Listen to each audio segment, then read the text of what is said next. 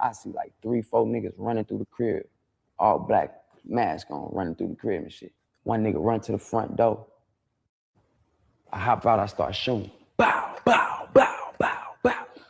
Shot the nigga. Bow, shot his ass. Bow, bow, bow, bow. All the niggas run out the door, they run out the door. This nigga on the floor.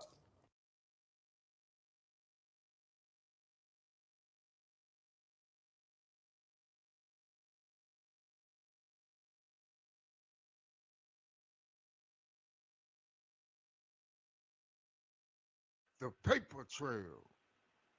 Let's go, go, go, go, go.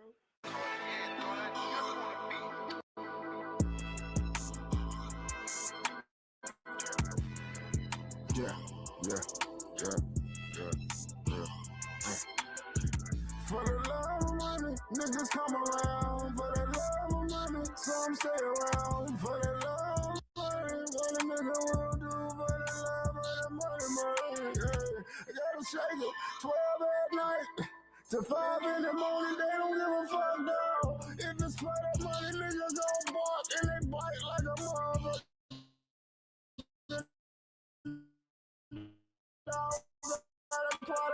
Like a motherfucking dog for that cat. I am gonna take the roof off when I'm riding that ride.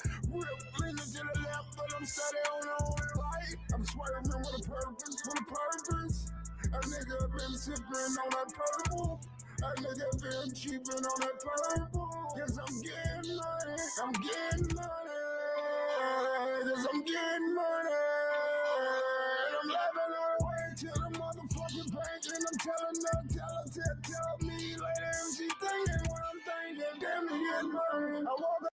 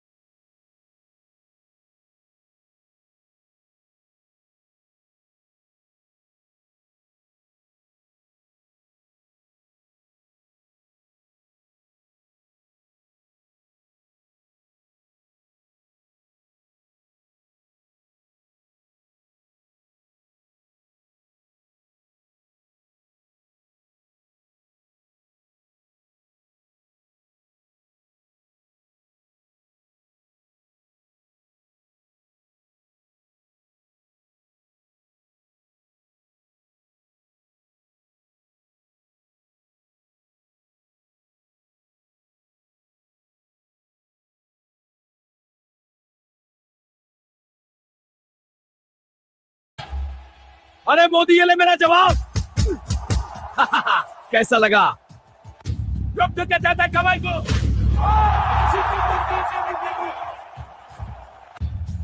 Trump ये मेरी kick मेरी शक्ल ये illegal kick है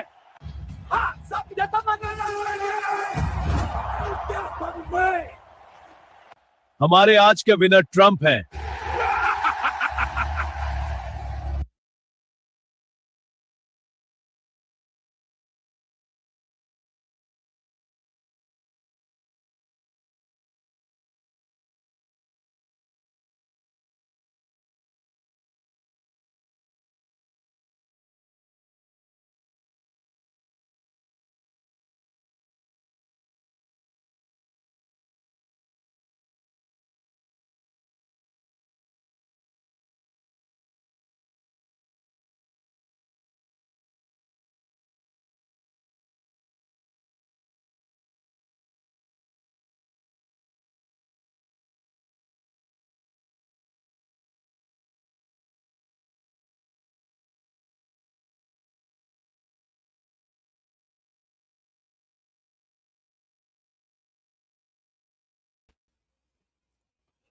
Bang, bang. Hindu thugs and a JEWGHETTO? A JEWGHETTO? What ain't going down here? Everything. What you mean everything? You got Hindu thugs and a JEWGHETTO. Now, why are these different cultural backgrounds being laid with the origin of these type words catered to their culture. So you got Hindu thuggies or thugs and Jews that lived in ghettos. Now these are the things they tried to put on the American Aboriginal. Us being thugs and us being from the ghetto. Hmm. Hmm. Hmm.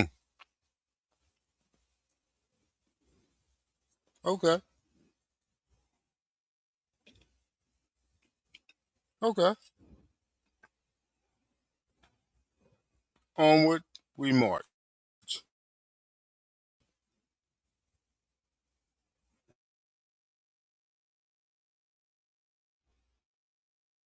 This is America. These are all my opinions. The videos I'm playing right now, these are these people's opinion. I'm gonna lay on top of whatever they say and my own opinions, according to their opinions. Bang bang. Lego.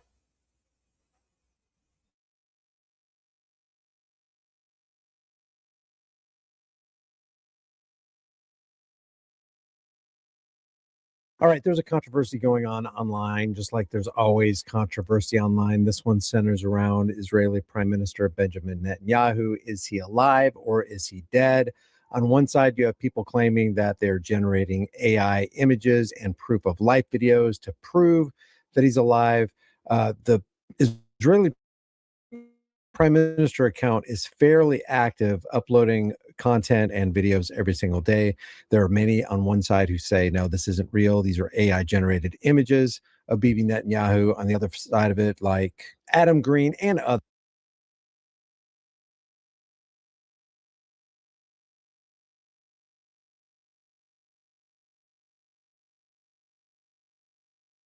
but Adam Green from No More News says, never forget all the internet influencers who pushed the Netanyahu death hoax.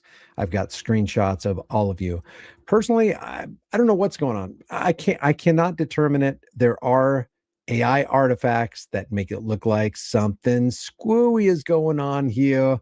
This is Mike Huckabee and Prime Minister Benjamin Netanyahu proving to the public that Netanyahu is still alive. So this is the latest in a tranche of videos presented to the public on social media. Prime Minister, I wanted you to know the president asked me to come and make sure you were okay. Yes, Mike. Yes, I'm alive. I checked that, and I'm happy to see that. But he wanted to make sure because, you guys get along too well. I know, and we shake hands with 5 fingers in each hand.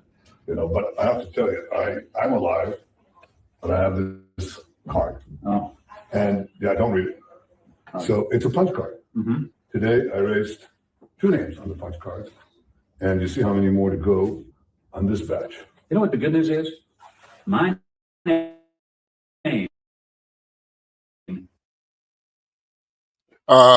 Baby, what the fuck are you? CGI. That's all I'm gonna say. Most definitely. Green screen CGI. Elmer glued. Fucking Scotch taped. Photoshop. Illustrator. Canva. Canva. Fucking a portrait painting. Fucking Mona, he ain't no Lisa. Uh am I getting close? Huh? Am I getting close? Talk to me. Talk to me, my guy. Am I getting close? CGI. I was right? All right. All right, just making sure. Because what is a Hindu thug and a JEWGHETTO?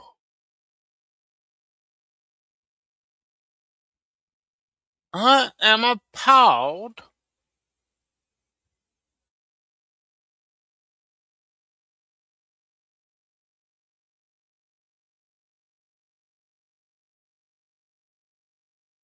is not on the punch card. Your name is on the list of the good guys. Thank you. But we are going to erase from planet Earth and Mike Huckabees. I'm so glad that I'm not on that list because I'm such a good guy. And what the president, the U.S. forces are doing is incredible. We're very proud to stand shoulder to shoulder with them. And getting rid of these lunatics who would like to develop nuclear weapons and the means to deliver them to every American city after wiping out Israel. They ain't going to do that. We're wiping them out. I love it. Thank you, Mr. Prime Minister. Good to see you. Thank you, Mike. Thank you.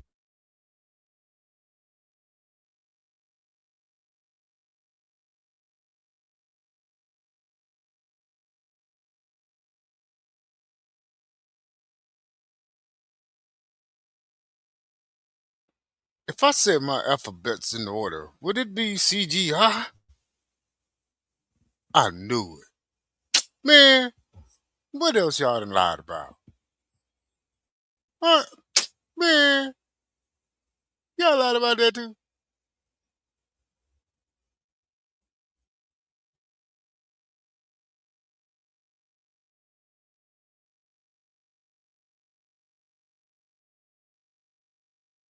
The means to deliver them to everyone. We're wiping them out. I love it. Thank you, Mr. Prime Minister. Good to see you. Thank you, Mike. Thanks. Take care. Some are pointing out that Netanyahu's pocket is not there, and then it appears. The photo on the left is supposed to be Netanyahu. The still image on the right comes from this video. The ears look completely different. On this video posted today on the Prime Minister's account, it says Prime Minister Benjamin Netanyahu from the Air Force Command Center at Kiryat in a message to the people of Iran for Nowruz. I'm here with Israel's defense minister, our chief of staff, the head of Mossad, the chief of the Air Force, our senior commanders. And as I play this video right here, people are pointing out and asking if this is AI because of the asymmetrical vent holes in the front of this desk that they're all sitting at.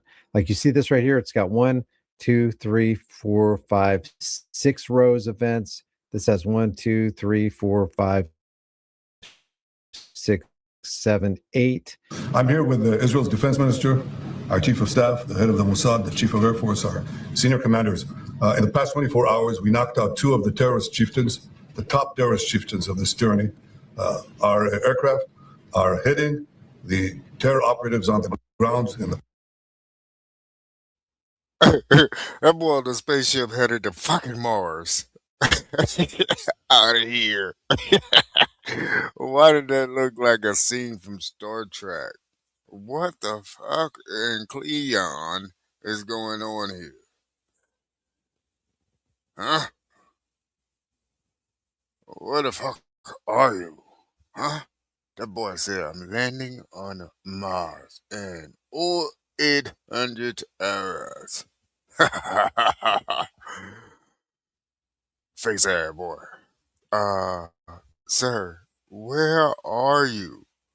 You out here then started et tu brute shit. You done started this motherfucking parking lot fight and you done moved your ass out the way.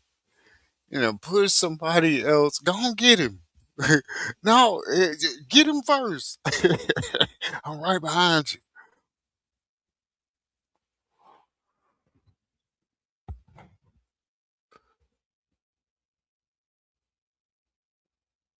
I mean, what is going on here?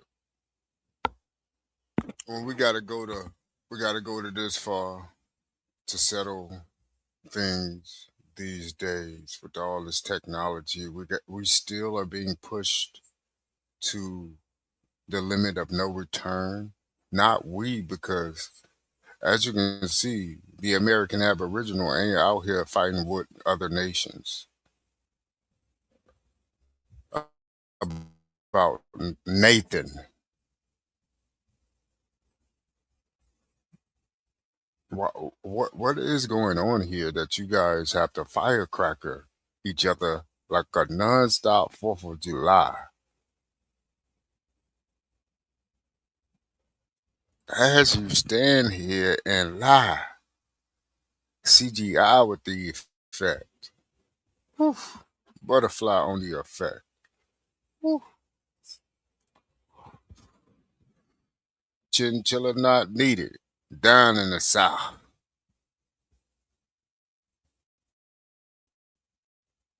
I see that ain't where your mindset at. Y'all want to be doing proxies and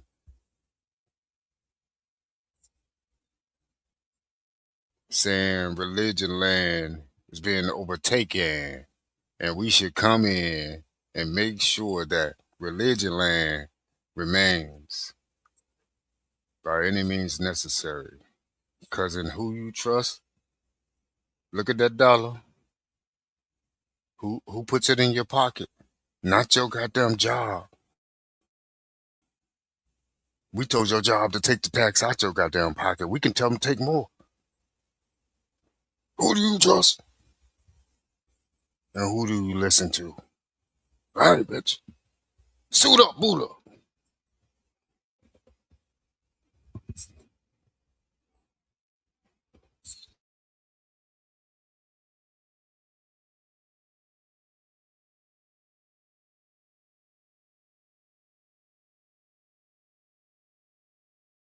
Crossroads in the city squares. This is meant to enable the brave people of Iran to celebrate the Festival of Fire. So celebrate and Happy Nowruz. We're watching from above. This video looks real to me. Kim Iverson's jumping into the fray saying things just don't add up. So essentially, it was reported by the Iranians that they had killed or at least struck Bibi Netanyahu, so Benjamin Netanyahu, as well as there was reports that his brother Edo had also been killed, that basically they had struck the family home or Netanyahu's office. And in that strike, Netanyahu himself was taken out, either wounded or killed, that his brother was also wounded or killed. They'd also reported that the head of Mossad, David Barnea, was also killed. Now, I believe Iran's state-run media as much as I believe fake stream CIA infiltrated Operation Mockingbird, MK Ultra, American media, or things coming out of the government. I don't believe any of these people. I think we should all just be cautious and take this with a grain of salt. Just because you hate the United States of Israeli government that we have right now doesn't mean that the Iranian government is telling the truth or is on your side. They've also reported that Ben-Gvir was also, he's the Minister of National Security, that he was also taken.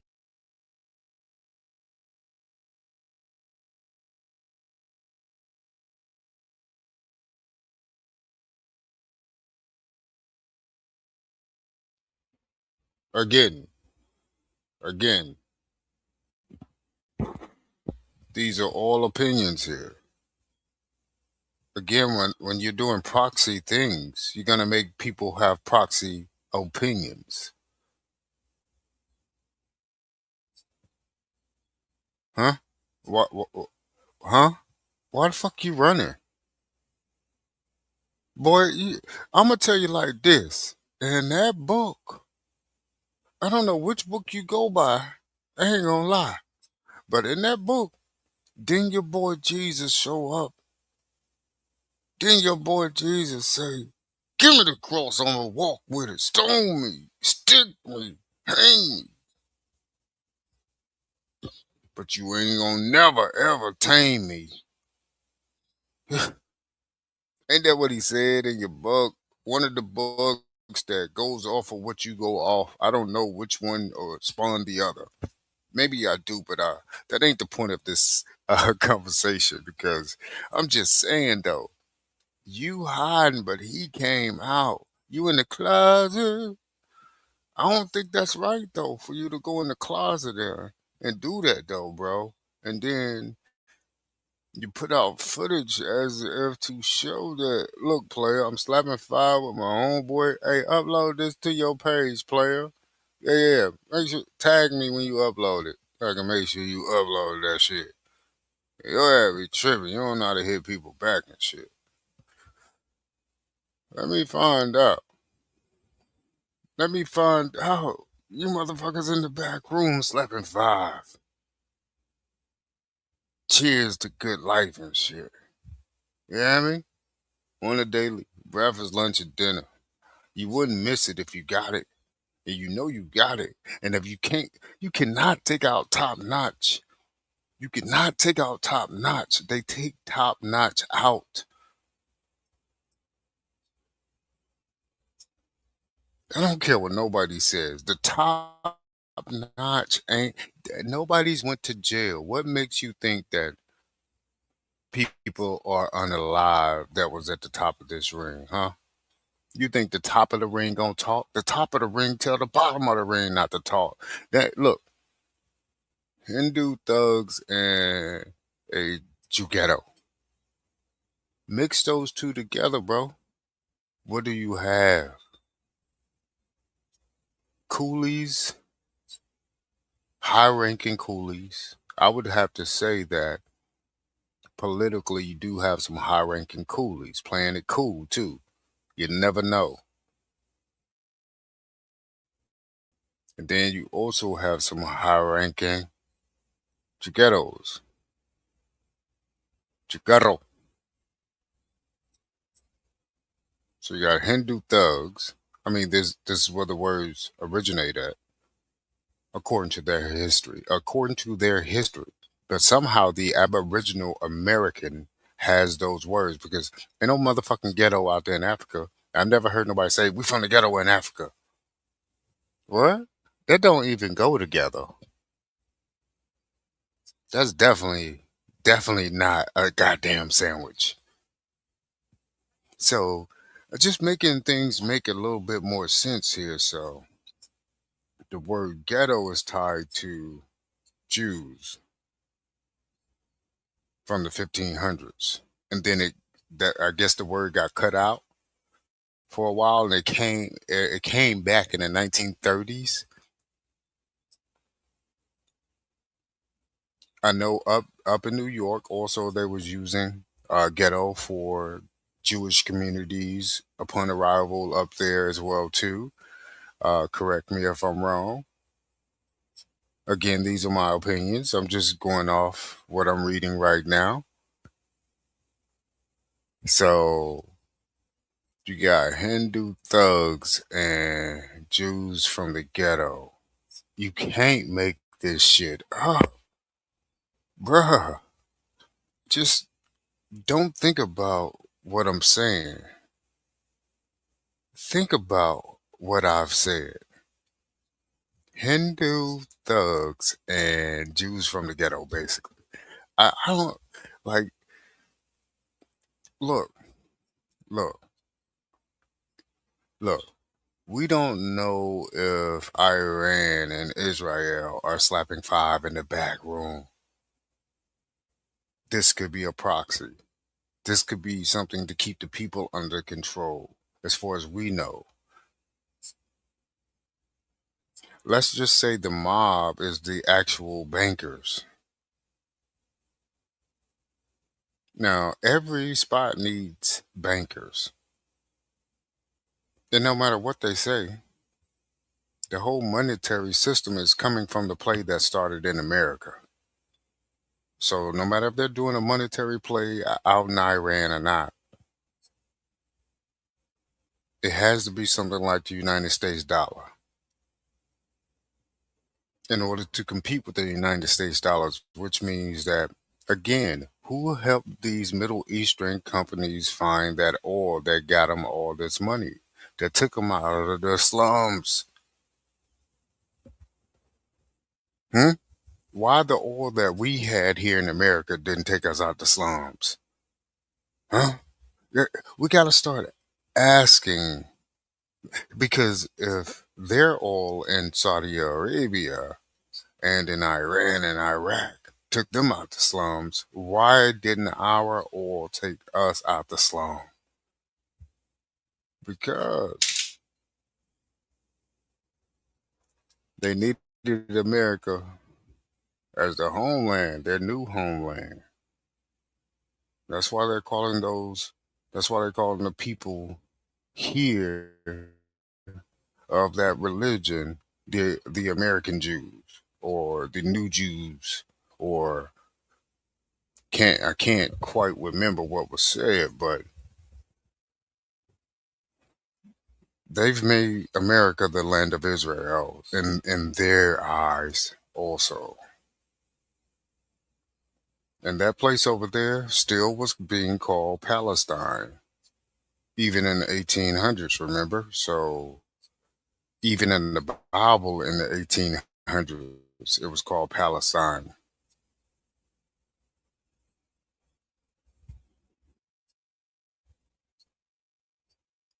And we know also this is just common history that that spot that was picked last on the list to be in that spot. So, and it was a proxy to do that. These people were created as a buffer because guess who was over there? Hmm? Some people that weren't at the top at that time. There was a lot of people over there that were not at the top. They had not found oil until 1922 over in Iraq. I think Iran. I think it was like 1922 because they don't have money until you have a product. United States still own those Arab states, including Iran. Remember, someone came from America also to help them with equipment and all this other such and such to get their oil. Okay, so mind you, on the back burner, they're owned by someone. So this firecracker war could be this firecracker war that's going on. Look, I hate to say it, but in my opinion, this could definitely be a proxy. Things are supposed to go down to rebuild, to build it back up modern wise, with the right 5G around, the right new tech. Yeah, I mean, you want this bad boy looking like Dubai. Huh? You found new ways to do construction now. Take down Dubai, you want to build it back up. You motherfuckers could be shooting your own self in the foot. I don't know. Yeah. My turn to shoot me. What? Boy, this ain't Russian food. Boy, these people out here shooting themselves probably. I don't know. I don't know. Now I'm gonna tell you what. All right, look at here. I did not know that Iran had precision to see people. How are you guiding is that motherfucker got a GPS on it? Like you got a GPS on it. Cause where are you getting all this infrastructure to have all this data to say that I can pinpoint something like that from Iran? I'm not when y'all when they can give y'all cell phones and make y'all disappear. How did you not track? How y'all not tracking them back? We only hear stories. Maybe that's what it is. We've only heard stories of them tracking you guys in like this Hunger Game way. You know, we never hear the stories about you guys tracking them in like a Hunger Game way. And why is that so normal for us to be hearing about all of this going on over there? Mind you, while we back here making sure that we fund all this motherfucking fuckery. I mean, straight up, it's fuckery, bro. Because when they done with that, guess what? We still gonna pay for it even more because now it needs to be rebuilt.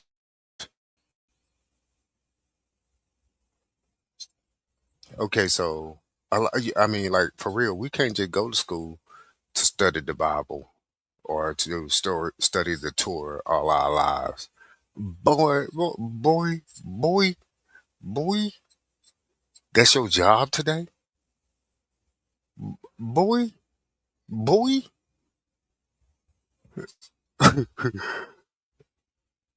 Boy, you better get your ass up and make some money up in this ass. Yeah. That's what we gonna get told. But on the back burner, you're also the head of the mob. So that's what I'm saying. There's a buffer class going on here. I'm thinking that these people over in the little spot over there in religion land, I'm really think they're just a buffer class for a whole nother sect of people. I'm just, I don't, something else is going on because why would you move? Why would the most important people be in that spot anyway? I'm just saying what we're watching here is CGI, but at the same time, why would all the important figures be in that one little spot? And you know it's gonna be a constant fight. You didn't say it. What? Look at this scripture right here. This eye shit. Okay. If that's how it works, the Aboriginal been over here, we can show paperwork that we've been here and that the Christopher Columbus story is a hoax.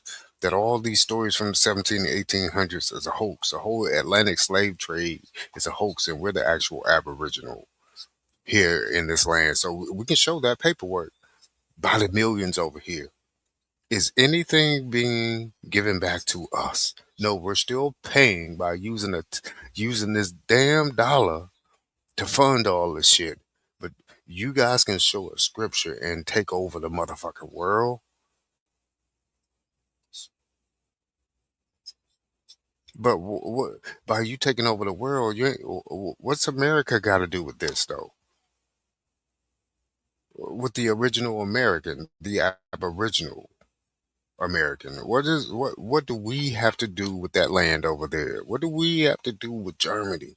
We're not packing our bags to flee to Germany, to flee to Africa, to flee to Israel, to flee to Iran or Iraq or China or Shanghai or Japan or Australia or Alaska, even though that's in the United States.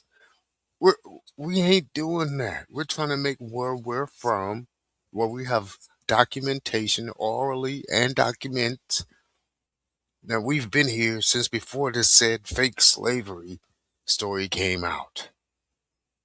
We never ran. We stood 10 toes down from where we're from. No, that didn't work for us. The paperwork that we can pull out and prove that we've been here, and the people that you're calling Indians are the real Aboriginals, that are the dark skinned people. That's the dark skinned people. Those the real ones that have been here.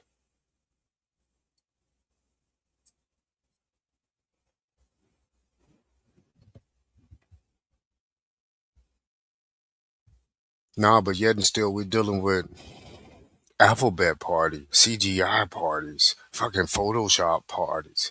Why are you trying to prove you breathing? If you breathe, then show face. Why? You started this shit, motherfucker. You been throwing rocks for a minute. You been calling for this for like 30 years. Boy, if you don't bring your ass outside, see, that's that mob-licious boxcar bullshit. Throw the first punch and hide your hand. Point to your homeboy like he did it. Yeah. Cause he not one of you. He not blood tied in, huh? Huh? That's where that ghetto come that cause what is going on here? Why are you guys tied to this word ghetto? And you're supposed to be of the most religious, omnipotent purity. But all I see is rockets. All I see is 4th of July.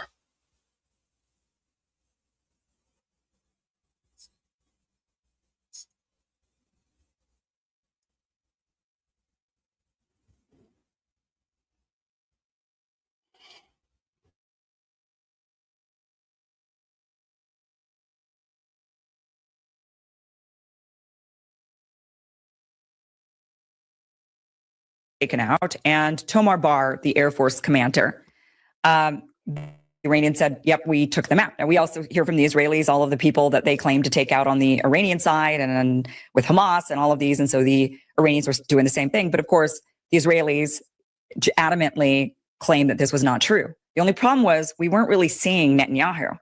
We weren't really get any, I mean, he would kind of disappear. And so then the question was, well, if he's alive and if they're lying, then show us he's alive. And we started getting a little bit of trickling of maybe some reports that Netanyahu was doing things, but he's always been seen previously. So previously, his typical MO is that he would visit, he would do like televised addresses, press conferences from secure locations, in-person visits to military bases and troops, official photos, statements. There would be a lot of in-person with him and a lot of other people, but usually having to do with the military and building up morale or the security situation, not him out sipping. I'll just finish it. Not him out sipping coffee or lattes in coffee shops or kind of rubbing shoulders with people out in some kind of balcony overlooking a mountain scene. He'd be out doing stuff like this or this. Or he'd be out there with the people like this and this. You know, these are all photo ops, but these are pretty much what Kim Iverson is alluding to. Now it seems like they're putting out very canned, very controlled, very limited videos, sitting behind a desk in a controlled setting. This photo was uploaded 15 hours ago, but the time and date stamp is in question. This guy has made over 30 videos covering the topic since the war began. After the video I made yesterday, that's already over 5 million views, a lot of you had the question, how do I know that he was put in a medically induced coma before flying to Germany? Well, let me tell you. What you're watching behind me are the flight details of the Wing of Zion, the aircraft for Bibi Netanyahu. But watch this. So the aircraft takes off from Tel Aviv. There we go, takes off. And then does this for about 4 hours. Why would the Wing of Zion be circling the coast for about 4 hours? Well, the only thing that comes to mind for me is they are here putting him in the medically induced coma and trying to stabilize him along with probably some other victims. So I went to ChatGPT and asked ChatGPT, hey, give me some more information about this plane. So I asked, what's the registration flight number of this plane? And ChatGPT went, 4X ISR, Wing of Zion. As you just saw in the video, same code. All right, let's keep going. I then asked, is there a hospital on board the plane, i.e. a hospital equipped well enough so you can stabilize someone and put them in a medically induced coma? Yep. Let's continue. All right, let's have one more look. Right. There, 4X ISR confirmed the Wing of Zion, but let's look at the flight path because... Now, just real quick before he goes back over the flight path, if they were actually circling for 4 hours, the Wing of Zion is the official state aircraft of Israel. It's a modified Boeing 767-338ER, and it's used by the Prime Minister and the President for official travel. It's operated by the Israeli Air Force, and it acts as a flying fortress with advanced security like Sky Shield missile defense systems and a range of approximately 11,000 kilometers, which is about 6,800 to 7,000 miles. He circles the coast of Gaza for about 4 hours-ish and then proceeds to go to Europe. So let's wait for him to fly to Europe. So after being stabilized inside the plane, he is then moved to Europe. Cyprus rejects him. They were like, and of course, there's a lot of speculation in this video. Nothing that this guy can prove. He's just throwing it out there. Like, you are not welcome here. He then flies to Greece, and Greece is like, no, Malacca, try Italy. We don't want you here, Malacca. Keep going. So they come to Italy. Italia. And Italia was like, no, ma che cazzo, e affanculo, keep flying. Maybe France. No, France also, nope. Germany? Of course, Germany will accept the Zionist Nazi leader. Yeah. So he arrives in Berlin, where he then allegedly spent some time in hospital with his 6 fingers and eventually passed away, not only because of his injuries, but allegedly also because of negligence. Now, we don't know if any of this is true because it interests me greatly how much AI has advanced and how much it's injected itself into the public conversation, where people are actually debating whether this man is alive or not. And these proof of life videos are being torn apart by people claiming they are AI. And on the other side of it, and they're completely convinced that this is AI. This isn't really Bibi Netanyahu. And on the other side of it, people are totally convinced that Bibi Netanyahu is alive based on the same exact video. So we've kind of turned a corner here. We've got deepfake, we had CGI, now we've got AI being driven into the public consciousness to the point where we're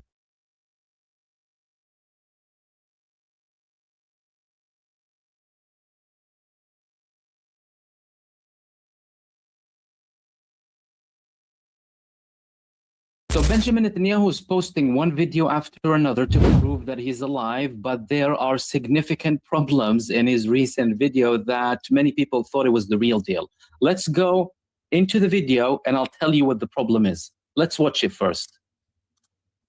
I'm here with Israel's defense minister, our chief of staff, the head of the Mossad, the chief of Air Force, our senior commanders. In the past 24 hours, we knocked out 2 of the terrorist chieftains, the top terrorist chieftains of this tyranny. Our aircraft are hitting the terror operatives on the ground, in the crossroads, in the city squares. This is meant to enable the brave people of Iran to celebrate the Festival of Fire. So celebrate and Happy Nowruz. We're watching from above. I'm here. So what I want you to focus on is a couple of things. In the initial part of the video, I want you to focus as the camera, firstly, it's a 30-second video. 35 seconds usually doesn't do that. A briefing such as this should come with more thorough information about the progress, about the developments on the ground, about the strategic, everything that Israel needs to do. Really, it's not just about him trying to show off about the assassinations or what have you. He usually gives briefings that are much more detailed, and it's very short. But let's get into the details. First thing we observed is that these vents over here, they don't really match, okay? Now you might say, well, okay, that's possible. Maybe it happened that way. All right, they have different vents for each thing. Okay. As we're zooming in, I want you to take a closer look at the door. Look at the door. Can you see these movements? Look at the movements. Again, look at the door again. It's moving from left to right. Moving from left to right. So what we have here is initially this, then the door moving again. Not just the door, look at this part over here. Look at how much it's moving. Look at that, it's wobbly. Look at that.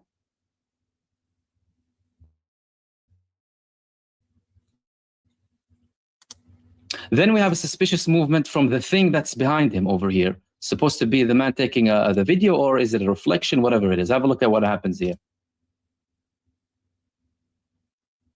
What was that exactly?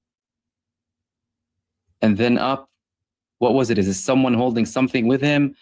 And why is he dropping like that on the floor? And I'm referencing this here, okay?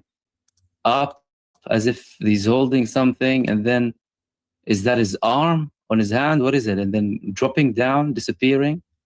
Okay, so 3 points so far, and then he leans, and then this everything is weird. Okay, all right. Now we move on to the following thing. The writing behind him. It doesn't make any sense whether it's the right way or the opposite way in modern day Israeli Hebrew. That's another point. Another thing that, okay, and this is very clear too. Okay, so we have clear signs so far about the door, the wall next to it, these vents over here, they don't make sense. The video is all over the place. And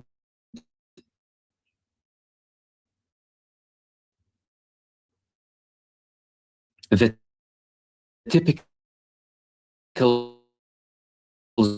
zoom in these fake videos. As we zoom in, I want you to look at this. Firstly, the definition is more in the beginning. As we zoom in, the definition slightly fades here. It's still non-existent on this way. Hardly any definition here as well. The definition on top is gone. You zoom in. Now there's definition. There's no definition here. Slight small line visible. You move in more. You can see here, you can't see anything here. What is that? No line, no nothing. Look. One side, yes. The other side, no. One side, yes. The other side, no.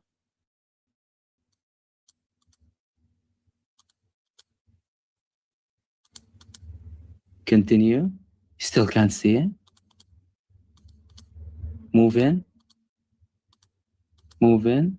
Hardly anything. Look at that. Now you start to see something bulging slightly here. And this zoom, typical fake zoom. Look at this. This zoom, what is that? That's a typical fake AI zoom. That. And we can still see creases disappear, non-existent and slightly appearing and disappearing here.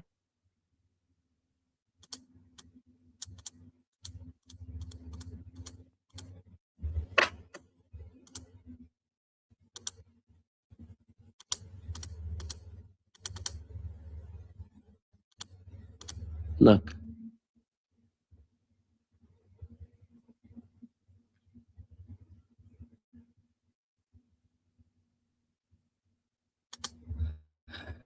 Then, if we just slightly compare Netanyahu's face in this video to the previous video that he published, again, to prove that he is alive when he was walking. So we spoke about Mike Huckabee, we spoke about all of his videos that were recently published.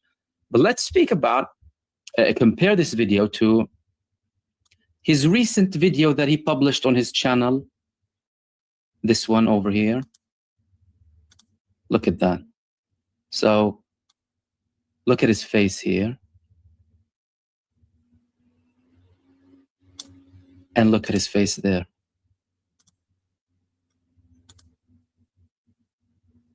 Can you see? And it looks like he has more hair here. And he looks like he suddenly put on some weight. Whereas in this video, he looks more pale, more thin. Everything is all over the place. And the more he is trying to convince people he is alive, and this was supposed to be like the be-all and end-all, right? This was supposed to be the final proof that he's alive, this video. It raised more alarm bells even than ever, again, when you observe it, especially when you observe it in slow-mo too, right? If we slow it down slightly, you can see everything. Look. Look at the doors, look at the wall. Wavy colors changing here, here, look at that. Look how much it's moving. In and out. The vents that are down here, of course, then his coat. No definition here, no similarities to the other side whatsoever. The guy behind him disappearing all of a sudden in these strange moves. Words that don't make any sense. So a lot of it, to be honest with you, is not convincing. Now, is that a confirmation that he's dead? Probably raises more alarm bells than ever. But again, so far as there is no confirmation, we can't say he's dead. But all we can say is that all of Netanyahu's recent videos, when he was on his own, when he was walking with the cafe, when he was meeting Huckabee, everything had something wrong. And this was supposed to be the video that kind of finishes the debate. And it raised even more alarm bells that something happened to Benjamin Netanyahu. Right now, misinformation spreads faster than facts, especially on the most sensitive global stories. NVP uses uncensored AI analysis to verify the most controversial topics and separate signal from propaganda in real time. Instead of guessing who to trust, you can see structured verification and analysis behind every major issue.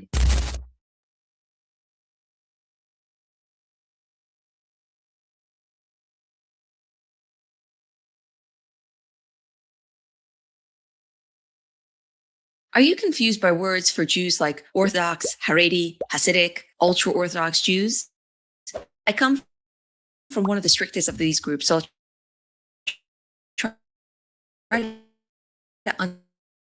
as Jews, Orthodox Jews. Orthodox Jews are Jews who follow the laws of the Torah. They take the word passed down in Jewish tradition to mean God's word from Mount Sinai, and they follow the laws like observing the Shabbos, family purity, kosher food, and so on. There are many kinds of Orthodox Jews. Jews from the Middle East, from North Africa, from Bulgaria, from Eastern and Central Europe, from all over the world. One movement of Orthodox Jewry arose in Eastern Europe in the 18th century called Hasidism. Hasidism means pious ones. Hasidic Jews are a type of Orthodox Jews. Hasidim centered worship around spiritual experience through the guidance of a holy figure called a tzaddik. Each Hasidic tzaddik led his own group, his own sect. There are many sects. Each sect is usually named for the place that the group is from. Satmar, Lubavitch, Babov, these are all locations in Eastern Europe. Not all Orthodox Jews in Eastern Europe ascribe to the Hasidic way of life. Others continue to center their worship around studying the Talmud in the yeshiva, which is how they came to be called yeshivish. This tradition was strong in Lithuania, which is why these people are also called Litvish or Litvaks. A third Orthodox Jewish movement arose of mixing modernity and orthodoxy called modern Orthodox. Modern Orthodox Jews will be much more open to the secular world than other Orthodox Jews. That's why, bear with me, it's a little confusing. A lot of people will clump all non-modern Orthodox Jews into a single category called Haredim or ultra-Orthodox Jews. This umbrella term includes a bunch of different types of Orthodox Jews like the Hasidim and the Yeshivish. By the way, in recent years, some people have been saying the term ultra-Orthodox is offensive. Personally, I don't find it offensive, but I usually don't use it because I'm not trying to offend anyone. But to recap, we have the umbrella term of Judaism, the sub-belief group of Orthodox Jews, the sub-subgroup of modern Orthodox Jews parallel to the sub-subgroup of ultra-Orthodox Haredi Jews. And within Haredi Judaism, there's Hasidic,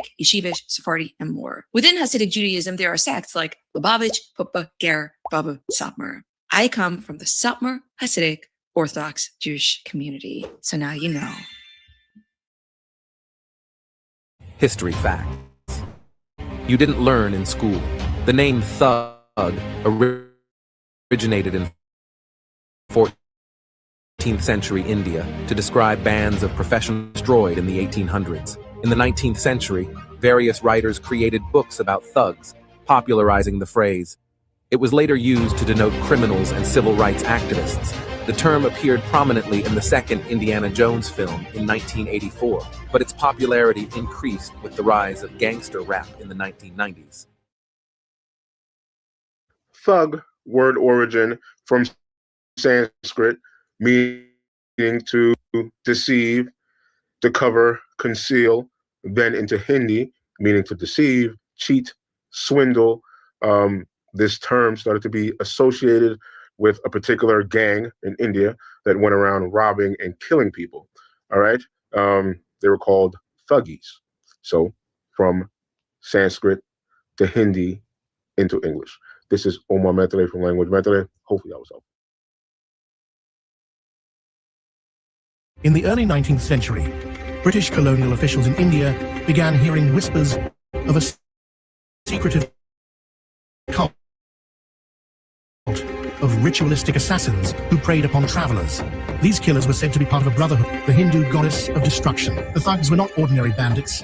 They were master manipulators. Disguising themselves as friendly merchants or pilgrims, they would join unsuspecting travelers on the road. Once trust was gained, they would loot them of their precious belongings. The British East India Company, alarmed by the scale of these murders and robberies, launched a massive campaign. William Henry Sleeman, a British officer, led the effort in the 1830s, using captured thugs as informants. Thousands were arrested, hanged, or exiled. As reports of the thuggies reached England, the word thug entered the English language, evolving to mean a violent criminal or ruffian. Netanyahu just posted this to prove that he's alive. I wanted you to know the president asked me to come and make sure you were okay. Yes, Mike. Yes, I'm alive. I checked that, and I'm happy to see that. But he wanted to make sure because, you know, you guys get along too well. I know, and we shake hands with these lunatics who like to develop nuclear weapons.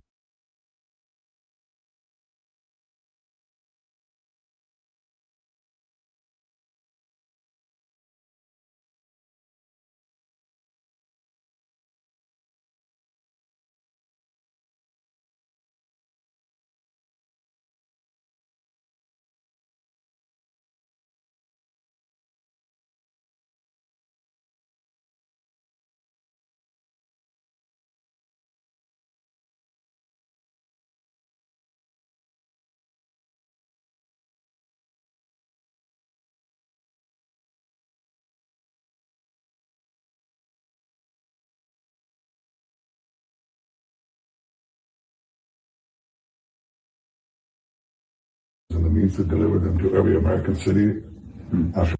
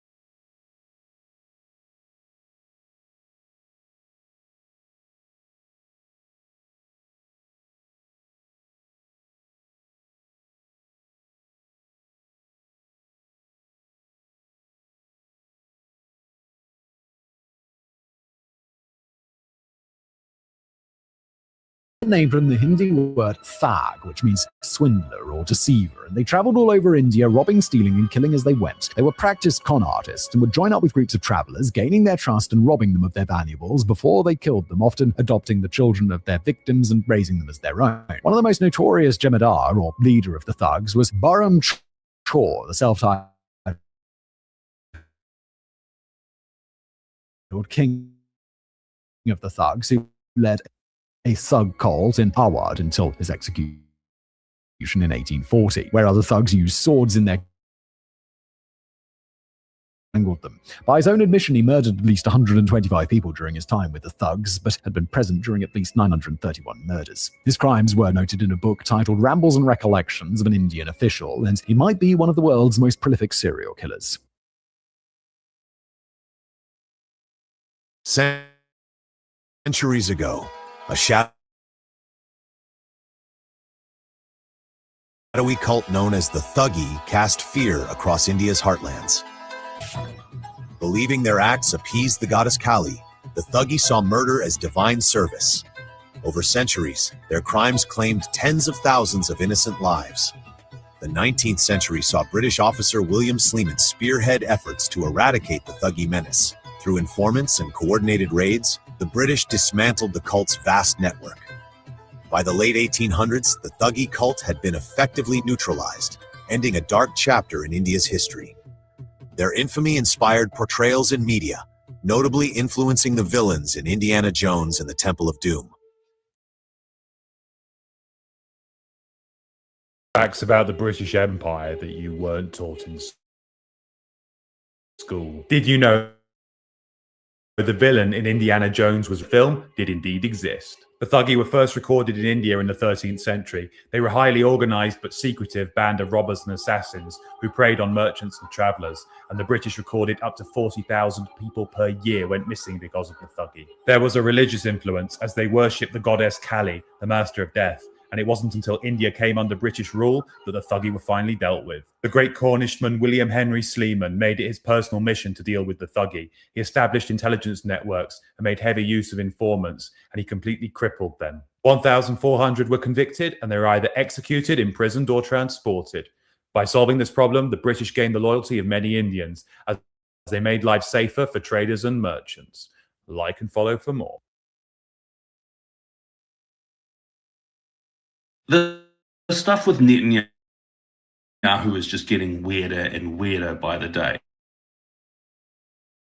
I wasn't going to make a video on it, but when it's released by them, his ring just disappears. That doesn't happen in real life. That can't happen. And apparently the people haven't seen him for over a week. They've got riots in the street in Israel at the moment. And it's like, what's going on? Like, you would think he would publicly address the situation, but he hasn't. He's going to cafes. It's really weird. Something's going on. And then you got this post from 7 years ago that they've reshared images as if it would just happen the other day, 26th of March, but 7 years ago. That doesn't make sense. The anomalies in the footage shows to be AI generated. And then they've got the Iranian supreme leader put in, and knowingly AI at the same coffee shop he was at, and it kind of looks similar. So like, what is really going on here? Is the guy gone or something? Like, what's going on? It's weird.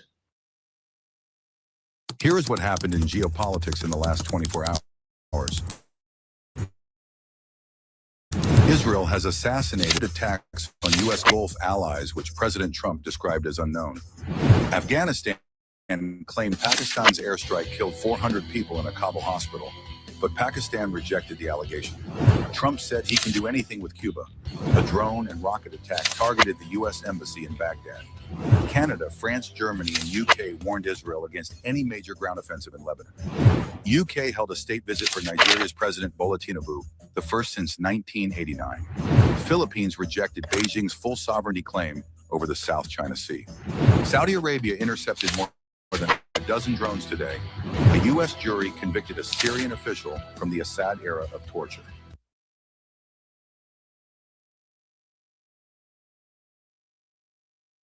They played me.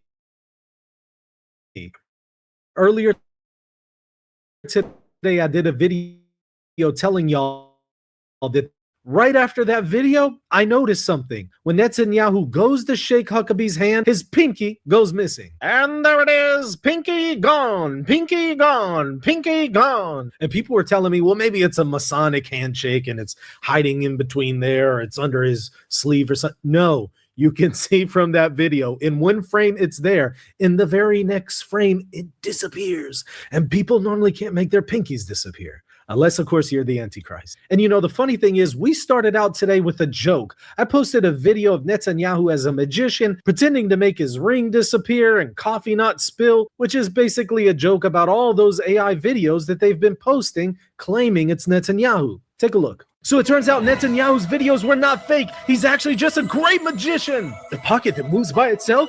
Magic! Magic, magic, magic. And of course, the ring that disappears was just magic. And the coffee that doesn't spill, it's magic. And now for his greatest trick of all, he'll disappear from the media. And right after I posted that, I came across that Huckabee video. Now, I want to be fair and honest, a man of integrity. And when I came across that video, I couldn't see anything that was fake about it. So I said, you know what? To be transparent and to be fair, let me post this for my audience and show that honestly, maybe he is alive. Maybe this one isn't fake. Maybe this one is actually real. Because again, I want to be fair and balanced. And so I showed that video to all of you. And again, right after I posted that video, I noticed 4 fingers, pinky disappearing, and then I saw people pointing out some weird stuff going on with Huckabee's face. Look at this. Make sure you know the president asked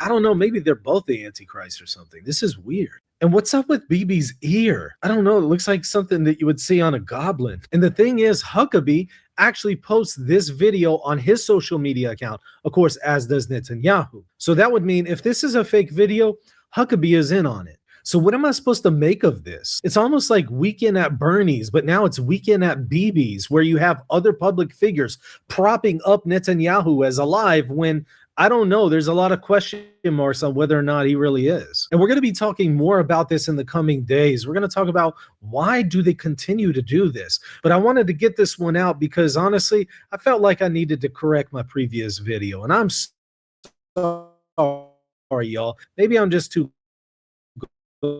gullible. Maybe I'm just too trusting. Maybe I just didn't want to believe that even U.S. represents chicanery. So drop your thoughts in the comment section below and hit the subscribe button so you can stay tuned for updates. The mastermind behind Iran's most brutal massacre just made a fatal mistake, and it cost him his life. After surviving the first wave of airstrikes, Iran's shadow leader stepped out of hiding for a public propaganda rally, thinking that he was untouchable. But he made a massive mistake. The mistake wasn't attending the rally, but rather what he did afterward. And that's a mistake that he's regretting right now in hell. Take a listen. Official Ali Larijani is dead. He was killed in a strike overnight, according to Israel's defense minister. This was probably the most significant strike, you could describe it, in the past week and a half, as the Israelis and the Americans are going after the structure of Iran's regime. Larijani was largely considered the de facto leader in the aftermath of the killing of Iran's former supreme leader and uncertain questions about Mojtaba Khamenei, the man who was elected to be the next supreme leader. Larijani was serving as the secretary to Iran's Supreme National Security Council.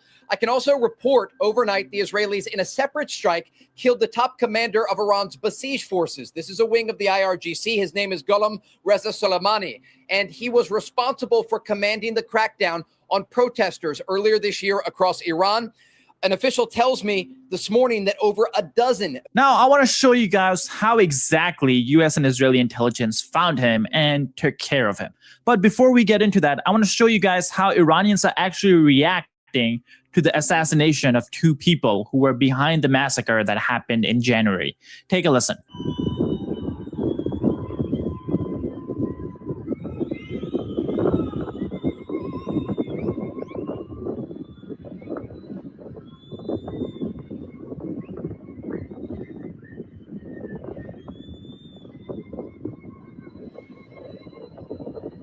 This tells you everything you need to know about what he did to his own people. You see, the reason Iranians are celebrating is because Ali Larijani was the mastermind behind January 8th and January 9th massacre. The 2 days when Iranian forces massacred somewhere from 30 to 40,000 peaceful protesters just to protect the regime. In fact, this has been reported that Larijani carried out this massacre by taking direct inspiration from what happened in 1989 in Tiananmen Square in China. He looked at how the Chinese Communist Party rolled out tanks against its own student protesters, and then he looked at how the Chinese Communist Party is still alive right now. So his lesson was simple. You have to be brutal if you want to stay in power, and that's exactly what he did. And he succeeded. Guess what? Right when the protests seemed like they were reaching a point of no return, Iranians Supreme Leader, the former Supreme Leader, Ali Khamenei, was power to take care of the revolution. And after he took care of the protesters, he became the de facto leader of Iran, basically running the day-to-day things because Ali Khamenei himself was 80 plus years old. And he knew he didn't have the energy to protect the regime through this revolution. That's why Larijani became the de facto leader. And then when this war started, Ali Khamenei was assassinated and Iran formed a war council of 3 people, including Larijani. In theory, this war council is the one that's running the country because from what we have heard, the current supreme leader is in coma. But in reality, Larijani actually has more power than anyone else in the country. So he's the one actually running the country. But that's a risky position to be in, especially when you're fighting the greatest military in the world. So he's basically been in hiding all this time because he realizes it's a dangerous job. In fact, he's so paranoid that whenever he gives interviews to Iranian state media as propaganda pieces, he is very careful about not giving away his location. In fact, take a look at one of the recent interviews he did. You see how the whole room is completely dark? That's because he was terrified of giving away any intelligence clue about his location. He was careful and paranoid. But unfortunately, he did make a massive mistake that he's probably regretting. That mistake came from him going public. You see, on March 13th, Larzani came out to celebrate the Al-Quds Day rally. Every year, there's a massive rally in Iran and probably around the world to celebrate this day. He and other Iranian leaders appeared in public, basically telling the United States that, hey, we're not afraid of you. If US wants to strike us, they can strike us here. But in reality, I think we all know that was never going to happen. US is not striking Iranian leaders when they're out in public with civilians all around them. And guess what? Even the Iranian leaders knew this, and that's exactly why they came out. And on top of this, I do want to make a side comment. If the United States was actually as evil as Iran claims it to be, they would have actually struck Iranian leaders in the crowd. But they didn't. Because despite what Iran says, and despite what some people in the media want to claim, US military actually tries its best to avoid civilian casualties. But nonetheless, Iranian leaders knew this would be a great propaganda victory, and that's why they came out. In fact, we saw some Iranian accounts come out in public and say, this is proof that the US lacks air dominance over Iran, and the offensive power that Iran has is still very, very strong. Unfortunately, though, I think this account spoke a bit too soon. You see, here's what the Iranian leaders did not think about. You see, the real risk wasn't actually attending the rally. The real risk was going back into hiding after you've been in public. Because everyone knows there are intelligence officers, spies, American spies and Israeli spies all over Iran. And they can track exactly where these leaders are going back into hiding. That was the real mistake. By appearing in public, they gave intelligence agencies a starting point. And from that starting point, their movements were tracked until they went back into hiding. And then the strike happened at the best possible moment. Ali Larzani is no more, and along with him, some other important figures in the regime. Now, in a second, we'll talk about why the timing of the strike is so important, because it seems the protests are about to restart probably as you guys are watching the video. But before we get into that, let me tackle one point that a lot of people are arguing online. Many people are saying that this is actually very bad news because Israel is the one who eliminated him, and the United States was actually considering him as the next leader of Iran. You see, President Trump has been very vocal or in public about the fact that he wants a Venezuela-type solution in Iran. Meaning we want someone who's in the regime, but who's moderate, who's not as hardline. And we want that person to take over the regime and improve the relationship between the United States and Iran and basically put Iran back on the right track from the US perspective, okay? But I don't think Larzani was the guy that the US was actually considering. Take a look at this wanted poster that the US State Department released on the same day as the Al-Quds rally. There's a $10 million reward for information on the Iranian leaders. This includes the supreme leader, top commanders, and right there in the second row, second person from the left is Ali Larzani. If the US was actually protecting him as a potential partner for the future, they would not be actively putting a price tag on his head. And again, that's not to say that there weren't some people who were on the US radar for, as a future leader, and they were eliminated in the initial strike. But he's not one of those guys. And on top of that, this poster tells us a lot. More importantly, it tells us who's not on this poster. And that's the Iranian president, Pezeshkian, someone that many people see as a moderate. And that's probably why he's not listed on the poster. But unfortunately, he doesn't really have real power in Iran as of right now. And another person who's not listed on this poster is the Iranian foreign minister, the same person who has been negotiating with the United States right before this war started. From the State Department's perspective, those aren't targets. And that probably tells us something. Now, as I said earlier, Larzani wasn't the only one killed last night. We had another important figure. But before we get into that, just a quick reminder to hit the like and subscribe button down below. It really does help us out in the algorithm, especially when we're talking about Iranian leaders getting assassinated. Now let's look at this next guy. This guy is Gholam Reza Soleimani. He was the Basij general known as the Butcher of the regime. And he was also eliminated last night, probably in the same strike that took out Larzani. Under his command, the Basij forces have orchestrated the massacre of peaceful protesters like we saw one in January. They have also managed a network of black sites members. They have led aggressive persecution of women and youth seeking basic freedoms and regularly used live ammunition against unarmed civilians. So yeah, the Iranian public is definitely happy that he's gone. Now, what's a little bit ironic about this assassination is that just a few days ago, he publicly announced that Israel actually does not have the capability to fight more than 10 days. Take a listen. The Zionist regime has the capability to fight for 10 days on the scale of a major war.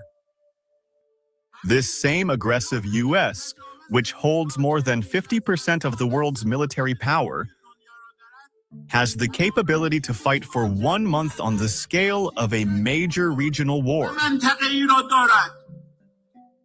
These are the calculations they themselves have conducted and announced. Well, guess what? He was assassinated by Israeli forces yesterday, which is the 14th day of this war. So I'm guessing his math was probably not the best because he was way off in Israel's ability to continue this war. Now let's talk about the timing of these assassinations, because that's also something that's significant.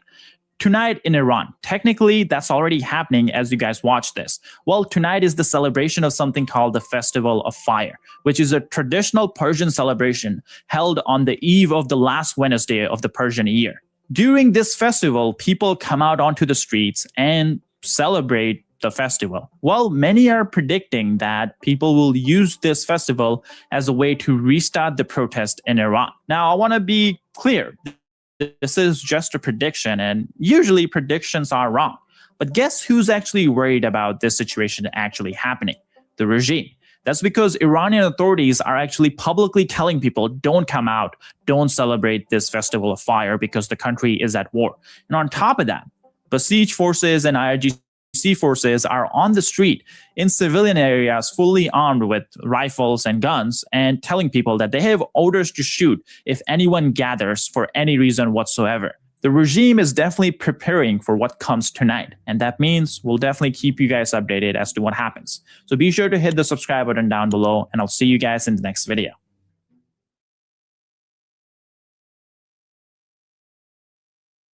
They drowned Pharaoh's army in a shallow body of water. Still probably only going to be about 3 or 4 or 5 feet deep. So you just stand up after the initial shock. But that's not what the Bible says happened. The Bible says they drowned, which is why most movies portray a massive parting of the waters, including my all-time favorite animated film, The Prince of Egypt, which, by the way, has the best soundtrack of all time. Frozen doesn't even come close. But we're getting off topic. The point is that, at least in my mind, the parting of the Red Sea should be big. This is why the people in Camp Number 2 have proposed a completely different location all the way over here, in front of a body of water called the Gulf of Aqaba. This gorge, sand or whatever has pushed out, and there is a flat area called Nuweiba Beach. And they've even claimed that they've found some shocking discoveries at the bottom of this gulf. But before we dive into all of these amazing discoveries, one thing that always amazes me about this story is how Moses was able to hear God's voice so clearly. But today, God is still speaking to each of us who are listening. This is why I've made it a habit to wake up early in the morning, read my Bible, and connect with God. But to be honest, I was having trouble with this. I used to wake up early, open my Bible, and nearly fall asleep right on it. I just couldn't stay awake, even after multiple cups of coffee. But what I realized was the real problem wasn't mornings. It was nights. I just wasn't sleeping well, and that was affecting my entire day. But a few months ago, I started doing something very simple before bed, and it's made a massive difference. Now I wake up refreshed and ready to spend time with God. No gallon of coffee required. So what's the secret? It's actually today's video sponsor, Dream from Beam. Now I only promote stuff to you guys that I personally use and believe in, and Dream has genuinely helped me. I started drinking it at night, just 1 scoop mixed into hot water or milk, and minutes later, couldn't wait to hop into bed. I fell asleep faster, stayed asleep, and woke up refreshed. And it tastes like hot chocolate. In fact, the cinnamon cocoa flavor tastes just like the Mexican hot chocolate my mom used to make. If you're having trouble sleeping like I was, Beam gave me a special deal just for ear to hear viewers. Click the link in the description and use code ear to hear to get up to 40% off. And if you have any questions about Dream, you can put them in the comments and I'd be happy to answer because I really do love this brand. Unlike the previous location, the Israelites would have had to travel through this windy pathway in the hills to get here. And when they did, they would have been completely closed in with nowhere to go. They knew they were in a trapped situation, and that is what Israel say to Moses when they get to the sea. Because there were no graves in Egypt, have you taken us away to die in the wilderness? The people were terrified because it seemed like they were completely trapped. This is one of the main reasons that those in camp number 2 believe that the crossing of the sea happened here. They don't believe that the Israelites were trapped enough over here to cause them to cry out with this much terror. you could see that they would have been surrounded by gorges, and that would have led them down to the sea, and they would have been trapped there. But even if God did part the sea here, would they actually have been able to cross, or would it have been too steep? Because this particular gulf is super deep. It's like a mile deep at some points. Intriguing was the fact that the Gulf of Aqaba in this particular location has an area where there's kind of a slope between the two. The slope that Tim is talking about is totally unique to this area.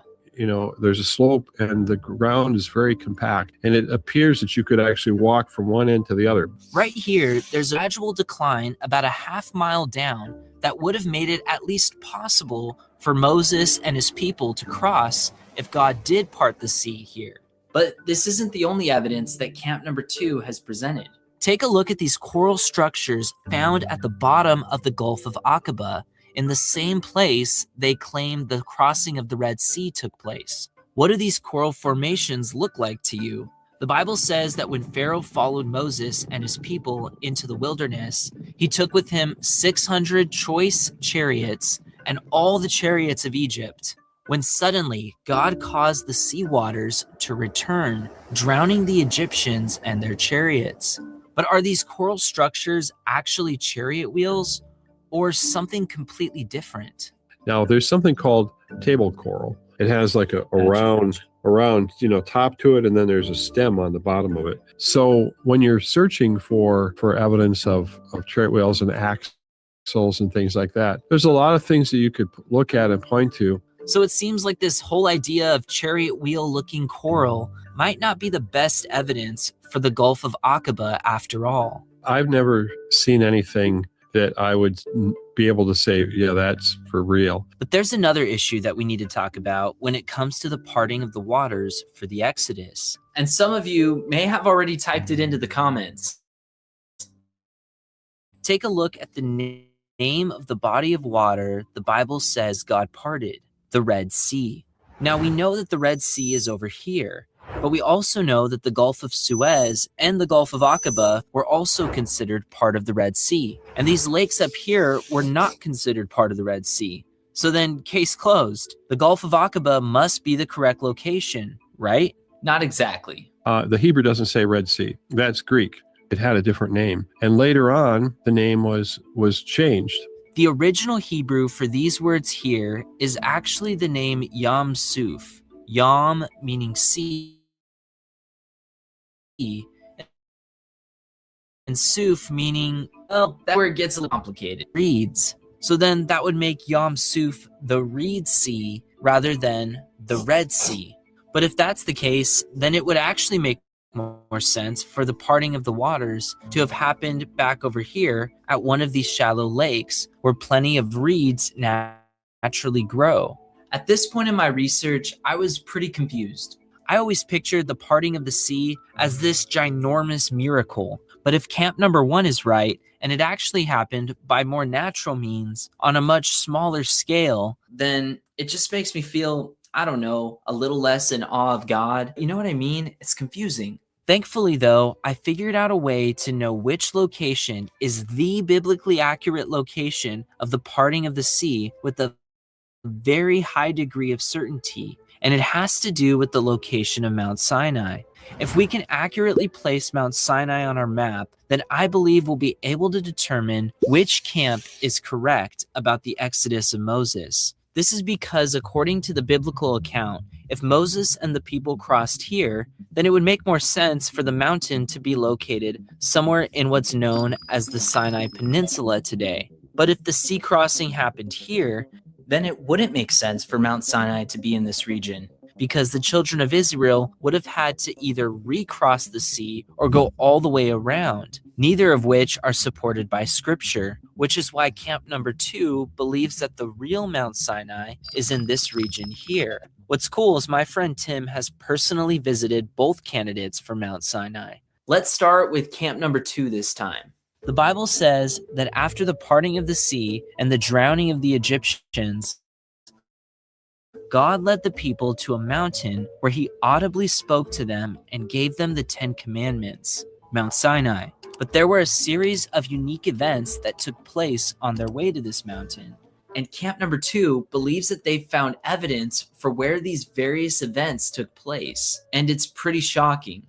For example, one of the first places they stopped to camp on their way to Mount Sinai was a place called Elim. The Bible says that in the midst of this vast desert, Elim had 12 springs of water and 70 palm trees. Now take a look at this oasis of springs and palm trees in the middle of the desert. All of this is located here, not far from where camp number 2 claims the children of Israel crossed the sea. But that's nothing compared to this next location. From a distance, people were like, wow, look at that. Because it's a unusual stone that is in the middle of nowhere, but you can say that is something. That's a landmark right there. The Bible says that after the people left the springs of Elim, they became very thirsty as they traveled through the dry wilderness. In fact, they became so desperate for water that they began to turn on their leader Moses for leading them into the wilderness to begin with. But then God said this, I will stand before you there on the rock in Horeb, and you shall strike the rock, and water will come out of it, that the people may drink. This rock is over 50 feet tall, and not only is it uniquely split directly down the middle, but there is shocking evidence of smooth rock erosion at the base of the hill this rock is sitting on, which some believe resemble the erosive effects of large volumes of rapidly moving water. And these erosion patterns are especially unusual because, like we mentioned earlier, this is in the middle of a dry desert. But this isn't the only thing they found at this strange site. The Bible says that after Moses struck the rock and the people drank from the water that flowed out, the Amalekites who were living up here came down and fought the people here. And when I talked with archaeologists, they all said that that location would be one that would attract a lot of people because of what it was. High places where there were religious ceremonies. And so there was a battle. Take a look at these smooth stones. These are ancient sling stones, and a bunch of them were found at the split rock. It's possible these stones could have been used in the battle of the Israelites and the Amalekites. If this is in fact this, you may be tempted to place your vote with camp number 2. But don't do that just yet, because camp number 1 has some very interesting evidence you're going to want to see. But first, you need to see the actual location camp number 2 believes to be the real Mount Sinai. This mountain towers over all the others in this region, and what they found here is pretty crazy. After the Israelites defeated the Amalekites, they traveled a little further until they came to Mount Sinai, also known as the Mountain of God. When the people arrived, they set up camp in front of this massive mountain, and God descended upon it in fire, lightnings, and thunderings, and with a loud voice audibly spoke the 10 Commandments to the children of Israel. The Bible says that the power of God's presence was so great that the people were afraid and asked Moses to be their mediator between them and God. You might be wondering why God made such a big deal when he gave the 10 Commandments, with all the terrifying fire and lightning and whatnot. But the answer to that goes much deeper than I initially initially thought. But in order for it to make sense, you need to see what happens next. While Moses was reciting Mount Sinai, the people were already breaking the first of God's 10 commandments. You shall have no other gods before me. The Bible says that the Israelites made a golden calf and worshipped it as a divine idol. And for this reason, God punished the people and put to death 3,000 men in one day. Okay, now with that in mind, take a look at this. Explorers in this region found thousands of small stone mounds stretching across the wilderness plain, not far from the location Camp Number 2 believes is the real Mount Sinai. I don't know if it was like 2 or 3 miles away, where there were like thousands of graves, and they had these tall, pillars for tombstones. The Saudi government has not allowed official archaeological study to be done on this site, but some believe this may be connected to God's judgment on the 3,000 men involved in the golden calf incident. So the question is where do you take the 3,000 people and bury them? And you can't bury them where you're camping because they stayed there for a year. And when I talk to archaeologists, they go, yeah, that's pretty unusual. Where did that come from? And if that wasn't enough, they found these nearby as well.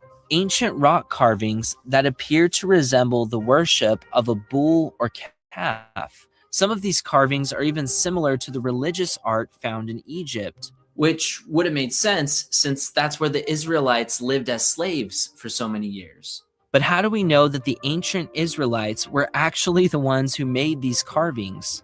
It's another one of those possibilities, but then, that was 3,500 years ago. When was that drawn? Was it drawn 3,500 years ago, 3,800 years ago, or 3,000 years ago, or 2,000 years ago? The truth is, we don't actually know. But what was interesting to me was that there weren't just 1 or 2 discoveries that could have been connected to the biblical account of Moses at Mount Sinai.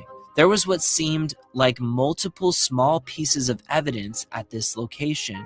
There was things that were unusual there, that there were wells, a number of wells that were ancient for watering. And then there appeared to be an altar site. And then there was what appeared to be a stream that came out of the mountain. The Bible talks about the fact that there was a stream that flowed out and that they were able to wash their clothes. So these kinds of clues that was part of it, 1, 2, 3, 4, 5, 6, intrigued me and a lot of other people. Okay, so there seems to be a lot of evidence that this is the real location of Mount Sinai, which would confirm this as the correct location where God parted the sea. But not everyone agrees with this theory. Those in Camp Number 1 believe that the real Mount Sinai is located here, which would make this a more likely location where the Israelites crossed the sea. What's interesting about this mountain is that some of the earliest church fathers from the 4th century AD believed that this was the location of the real Mount Sinai. There was even a monastery built at the base of the mountain in the 6th century AD to commemorate the site. And this is a big deal because good archaeology often depends on history like this. There's even an ancient map of the region found in a 6th century church in Jordan that seems to place Mount Sinai at the traditional location. If you open up your Bible, you'll most likely find a map of the Exodus that places Mount Sinai here. So the Mount Sinai that Camp Number 1 is pushing for has lots of history and tradition on its side. But this tradition doesn't appear for thousands of years after Moses and the people left Mount Sinai. Now, the Mount Sinai that Camp Number 2 has chosen seems to have a lot of archaeological evidence, but almost none of it has been professionally verified because the Saudi government has not allowed research to be done on the region. This is why we need to look at one final piece of evidence that will confirm the location of Mount Sinai and reveal where the parting of the Red Sea actually happened. But regardless of where it happened, the crazy part is that it did happen, and that there is evidence to support both camps. The reason God did so many miracles to bring his people out of Egypt, and the reason he spoke so powerfully to his people at Sinai, was to show us that he is holy and worthy to be worshipped. The problem is that we're not worthy enough to worship him. We can't even keep 10 simple commandments he gave us to follow. But if you're a Christian, aren't you glad that this almighty, powerful God calls us his children? And similar to how Moses went up the fiery mountain as a mediator between God and the people, aren't you glad that we have a mediator named Jesus Christ who loves us so much that he took the wrath of God the Father on himself so that we can be saved and have a loving relationship with this awesome God?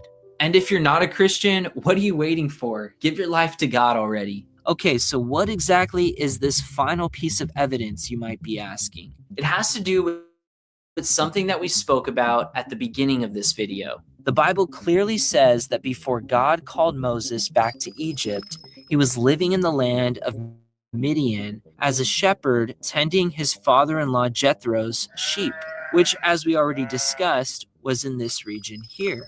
But look at where specifically the Bible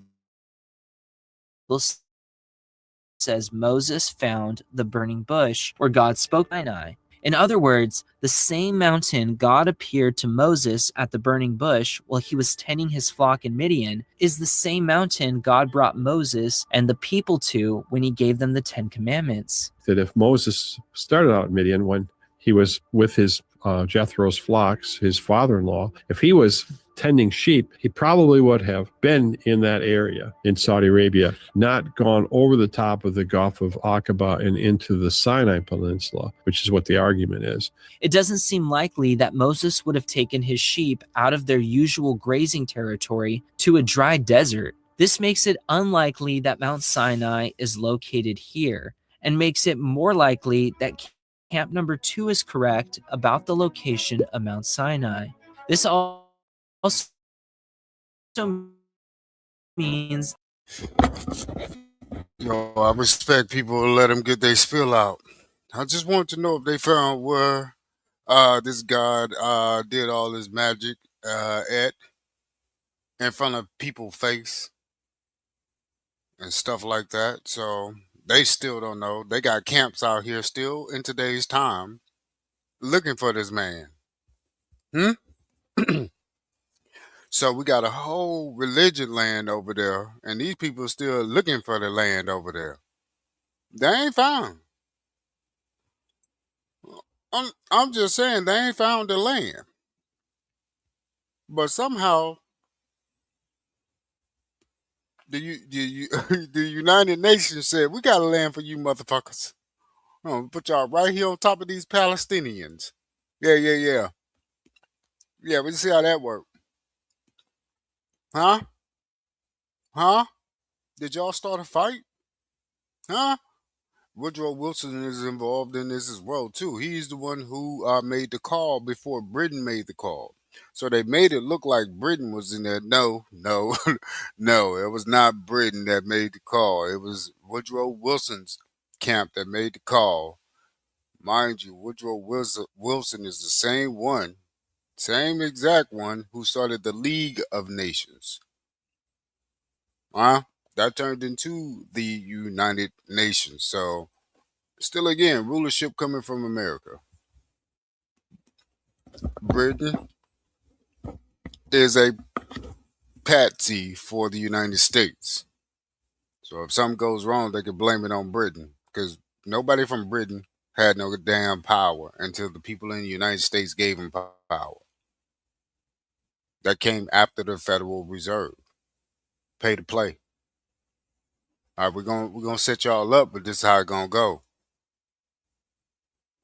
And now for 1 minute do I believe the magic story and this flying carpet out here in Arabia. And that's where it all started at. Not for one blink of an eye did I believe what the fuck he said. On to the next one.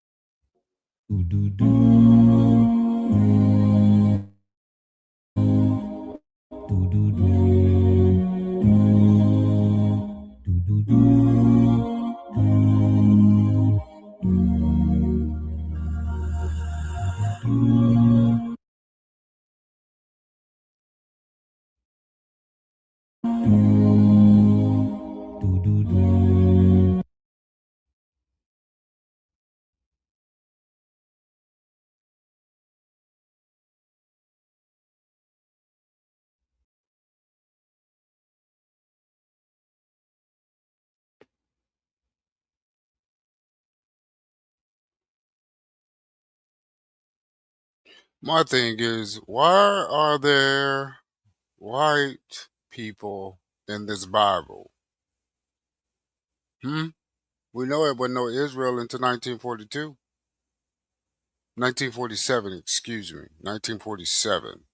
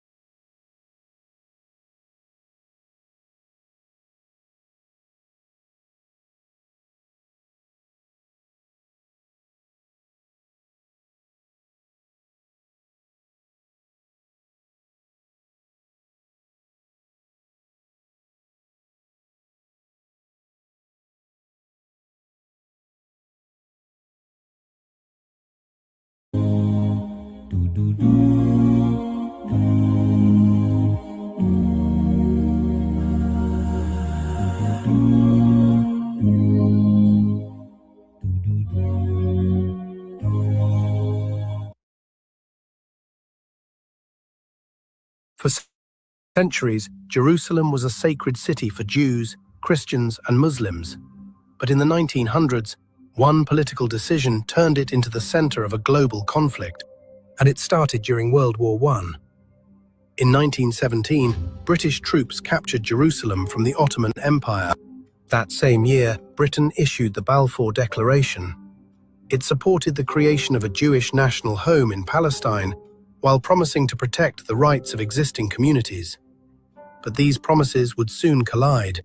After the war, Britain ruled the region under the British Mandate for Palestine. Jewish immigration increased rapidly. At the same time, many Arab residents feared losing land, power, and their future. Jerusalem became the political and religious center of these tensions. Violence soon followed. Riots and clashes erupted across the region. One of the most explosive flashpoints came in 1929, around the Western Wall. What started as a religious dispute quickly turned into widespread violence. After decades of unrest, Britain decided it could no longer control the situation, so the issue was handed to the United Nations. In 1947, the UN proposed dividing the land into two states, one Jewish and one Arab. Jerusalem would become an international city, but the plan was never fully implemented. War broke out in 1948, the 1948 Arab-Israeli War, and more than a century later, Jerusalem remains one of the most contested cities in the world. If you enjoyed this video, don't forget to like, share, and subscribe to The Rise of Conquerors for more incredible history stories.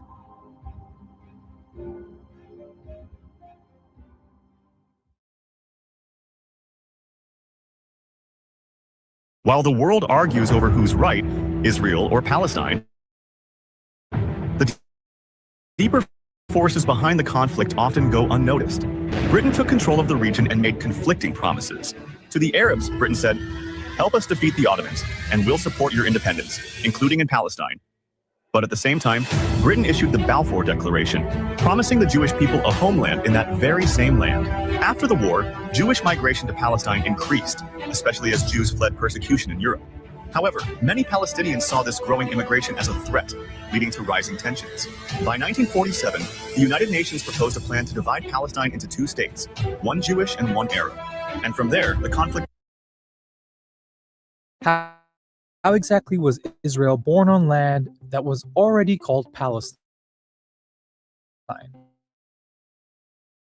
In November 1940, it off 55% of Palestine for a Jewish state, but the UN never explained how it could be a Jewish state when half the people in its territory were Palestinian. To nobody's surprise, Palestinians rejected the UN's plan, but it was accepted by the Zionist movement, which had worked for decades to turn Palestine into a Jewish state. Britain had been occupying Palestine for almost 30 years, but around this time they announced that they were quitting the country and going home, and the Zionists knew that would leave them with the strongest military in the region. So they instructed their forces to take more land than what the UN had given them and to do what they needed to do to reduce the number of Palestinians.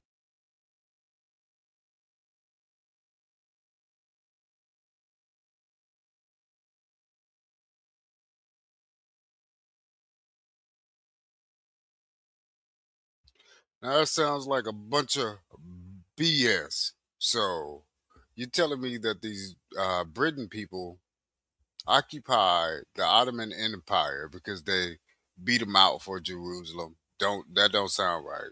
Sound like a made up story. So now that they beat out the Ottoman Empire just to get Jerusalem, after 30 years they say, all right, sayonara, bitches, we out of this, bitch. Hasta luego, Avita Singh. So they skidirt, and so when they skidirked out, the people from the ghetto said, "Man, let go down there, man. Them people with the guns and stuff gone. Let go down there, cause we got guns. They don't. The people that there can say, wait a minute. So as soon as y'all leave, somebody else jump in. Boy, I don't even believe the story like Britain was down there doing all this stuff anyway. I just don't believe it shit. I don't believe that's how the Ottoman Empire got taken over by a few British soldiers, and then when they wanted to leave, they just left.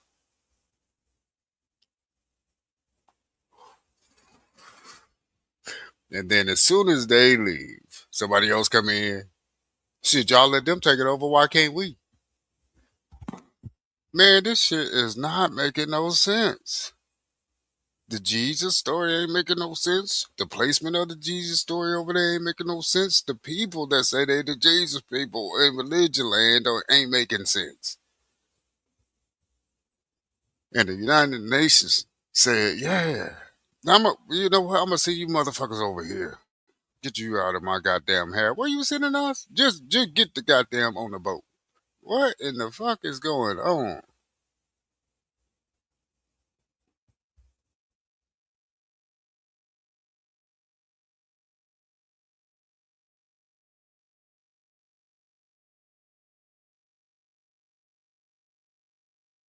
To a Jewish state. Britain had been occupying Palestine for almost 30 years, but around this time they announced that they were quitting the country and going home, and the Zionists knew that would leave them with the strongest military in the region. So they instructed their forces to take more land than what the UN had given them and to do what they needed to do to reduce the number of Palestinians living there. Ben-Gurion announced the founding of the State of Israel with himself as its first prime minister. The new State of Israel now stood on 78% of what had been Palestine.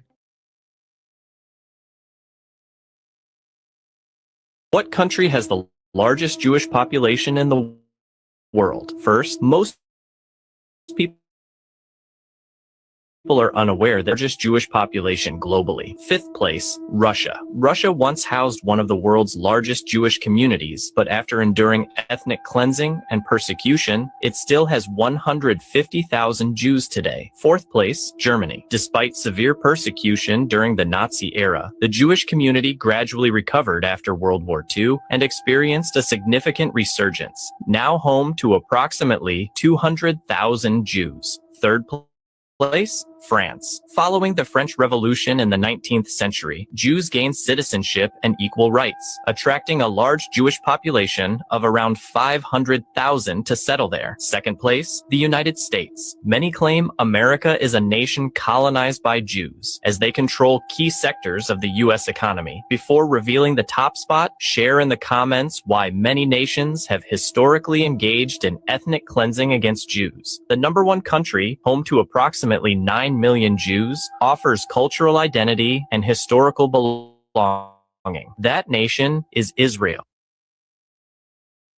Are Ethiopian Jews the original Jews? The answer might surprise you. Ethiopian Jews, along to be the original. We now have ancient DNA samples from Iron Age Israel, corresponding to the time of the Kingdom of Israel. These samples are genetically closest to modern Lebanese and Samaritans, with some similarity to Greeks and Cypriots due to Philistine influence, as the Philistines may have originated from Greek islands. So, where do Ethiopian Jews fit into this? Genetically, they are extremely close to Amhara Ethiopians and other non-Jewish Ethiopian groups. If there were any trace of ancient Israelite ancestry, it would be hard to detect, as a mix of Natufian and later ancient Egyptian ancestry can produce similar genetic patterns. This suggests that Ethiopian Jews are likely not the original Jews genetically and likely adopted their faith voluntarily with minimal admixture from ancient Jews. However, this is strictly from a genetic perspective. From a religious standpoint, Ethiopian Jews are fully recognized rabbinically as Jews.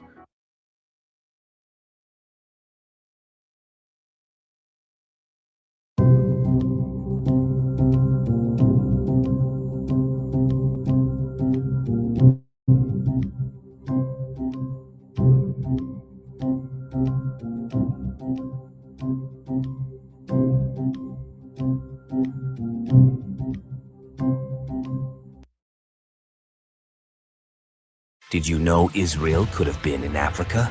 In 1825, American politician Mordecai State on Grand Island in New York. It failed to take off.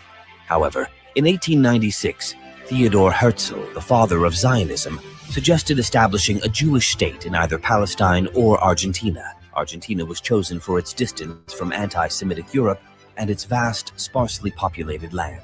In 1903, British colonial secretary Joseph Chamberlain proposed creating Israel in modern Kenya, known as the Uganda Scheme. Jews almost agreed, but the land was unsuitable for farming. In 1934, the USSR established a new Israel in the Jewish Autonomous Oblast, but it failed due to cold weather and differing political views. Finally, in 1948, the UN declared the independent state of Israel in modern Palestine. Another geography lesson. Let's go. This is a map of Israel.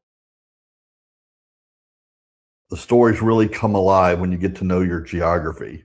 In a couple of previous of my videos, we talked about Jesus would have seen snow. He lived right here in Capernaum, and he grew up over in Nazareth, right off this Jezreel Valley.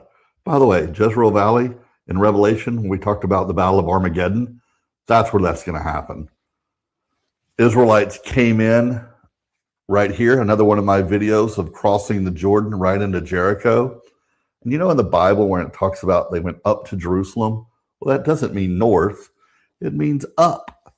Jerusalem's right here on the top of Mount Moriah. Learn your Bible, learn the geography. The Bible will come alive.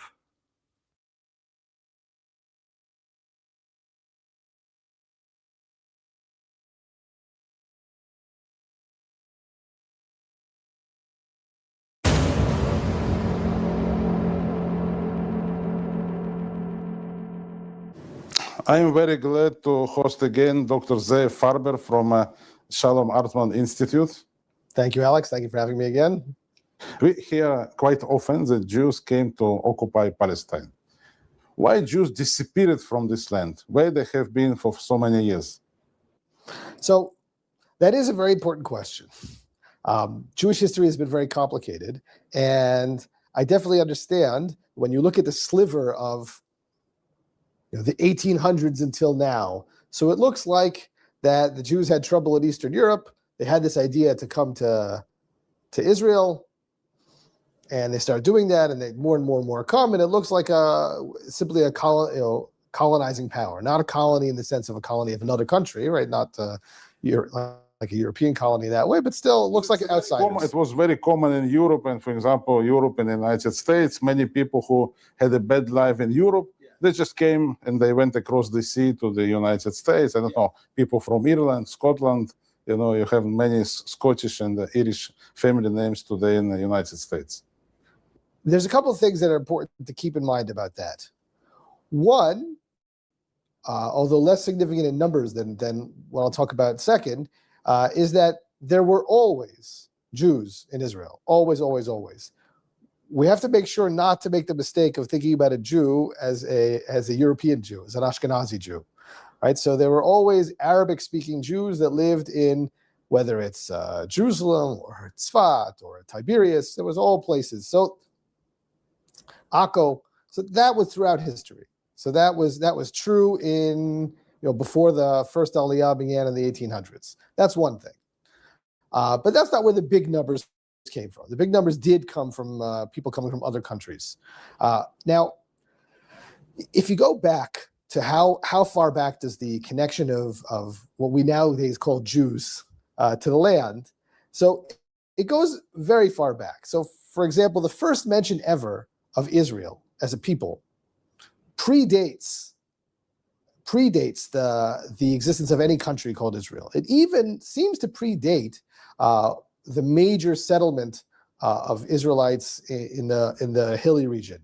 It's mentioned in a stela by a pharaoh named Merneptah. Merneptah was the son of Ramses II. He has a stela in which most of the stela is about his wars in Libya, and at the end he has a quick sort of survey of other peoples that he's subdued, ostensibly in short attacks, or maybe he's just showing off and he never did the attack. Who knows? But one of those people is Israel. It's the first time Israel's ever mentioned. At the end of the word is a determinative which has people. And it's clear that the area that he's talking about, given the other geographical elements near it, is somewhere in this region, whether it's in the Golan or the Transjordan or inside what we now call Israel, but it's in this region. So Israel has been here since the 13th century BCE. And we have archaeological evidence of the people coming in the 12th century BCE and setting up villages. And material culturally, that is the group that eventually becomes what we call Israel and Judah region. And by the time you get empires back in the region in the 9th century and they start writing and talking about what's going on, Israel is a country, Judah is a country, specific kings that are mentioned in the Bible are mentioned.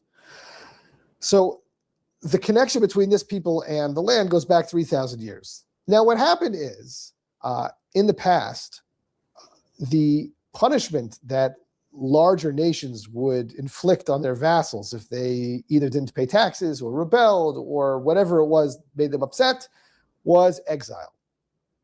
So take Israel. In the period after Solomon, we have two polities that are in Israel that exist at the same time for a couple hundred years. The northern polity is called Israel. The southern one is called Judah. Right? Judah is eventually where the term Jew comes from. So Israel was the stronger country, and they rebelled against the Assyrian Empire twice. And first Tiglath-Pileser III, and then Shalmaneser V / Sargon II, he died in the middle of the campaign, Shalmaneser, defeat Israel in two different battles 10 years apart, and in two different waves took a huge amount of the locals and sent them all around the Assyrian Empire. Now, the reason, this is what develops into the whole myth of the 10 lost tribes. I mean, the myth is not that they're lost. The myth is that they're one entity hanging out somewhere in the world behind a river. But what happens to them is that Assyria liked to divide up the peoples. They didn't like to put large chunks. They didn't like ghettos. We can see the remnants of some of these Israelites in contracts and documents. They have little name. You can see the name, the Hebrew name. is the dad, and the son has a Akkadian name. So you can see already the what's happening. Now, also at the same period of time, Jerusalem, which was the capital of the south, grows by a lot. And the theory goes that many of the Israelites ran away and ran south and hid among their brethren, the Jews, and merged with them. It's also possible that they merged with Jews in other places.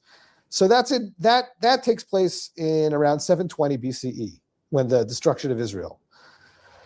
Judah is a loyal vassal to Assyria and is not destroyed by Assyria. And in the one campaign against Judah by Sancherib in 701, Jerusalem survives.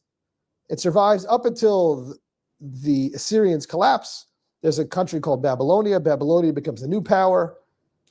Babylonia, funny enough, only rules for a very short time.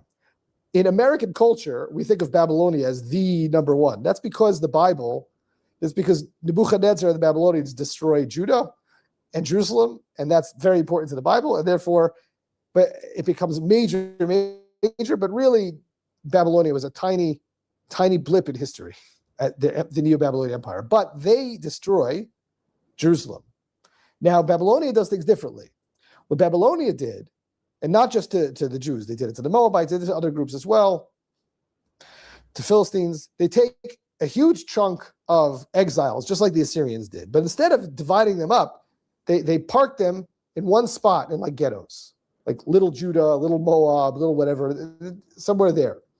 So that when the Babylonian Empire falls, not too far after, these people still have a very clear identity as Judahites. They have their culture, they have their religion, they have their language, they have their names. When the Persians, which is the next empire, right, Cyrus conquers, when the Persians come and they say, oh, you never rebelled against us, you guys can go back if you want. Just don't mess around. Yeah, we don't mind if you go back. Yeah, we don't mind, go back.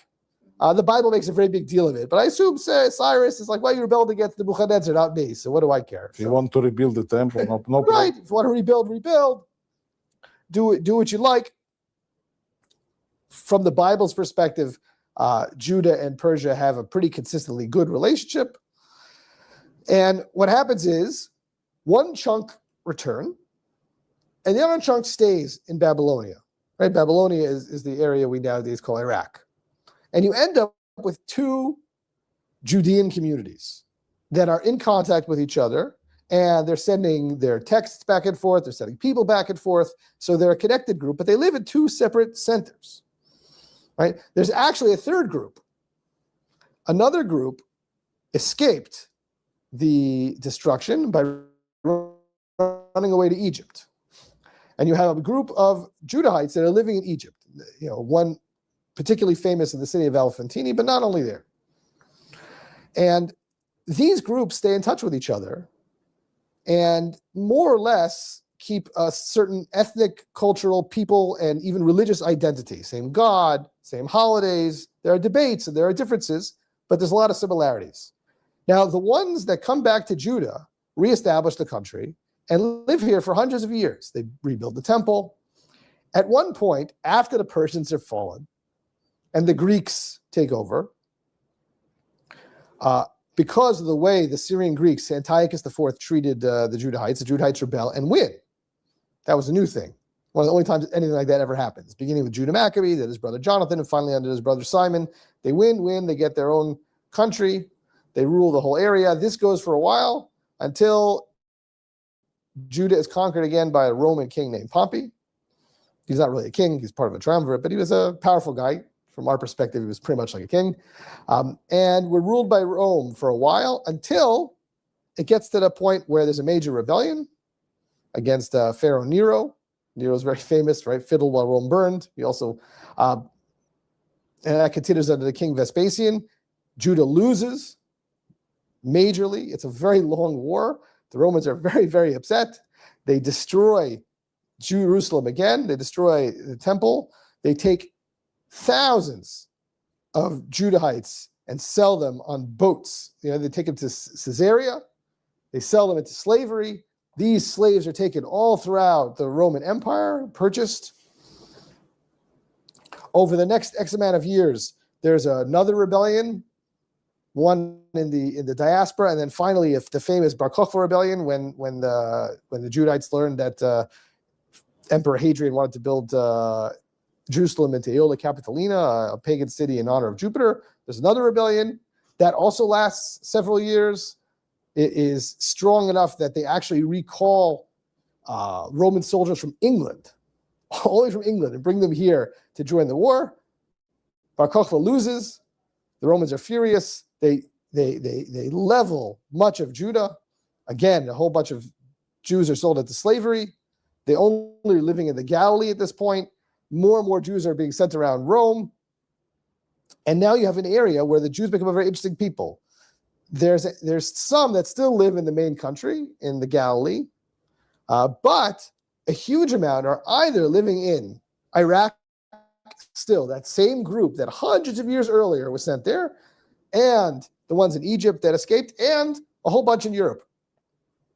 And what happens is that the Jews eventually, from that point on, develop as that the majority of them live in the outside of their homeland. There's some who still live in the homeland, and like I said, that continues forever. That never stops. But the weight of them are all around the world. And this is the case till the beginning of the Zionism. Yes. So there are movements. So, for example, in many countries in Europe, in the 1200s, 1300s, 1400s, there are expulsions of Jews, right? France, England, Spain, and the Jews end up moving. A lot of them end up in Eastern Europe because the Western Europeans expel them, and then the Eastern Europeans incentivize them coming. A lot of them were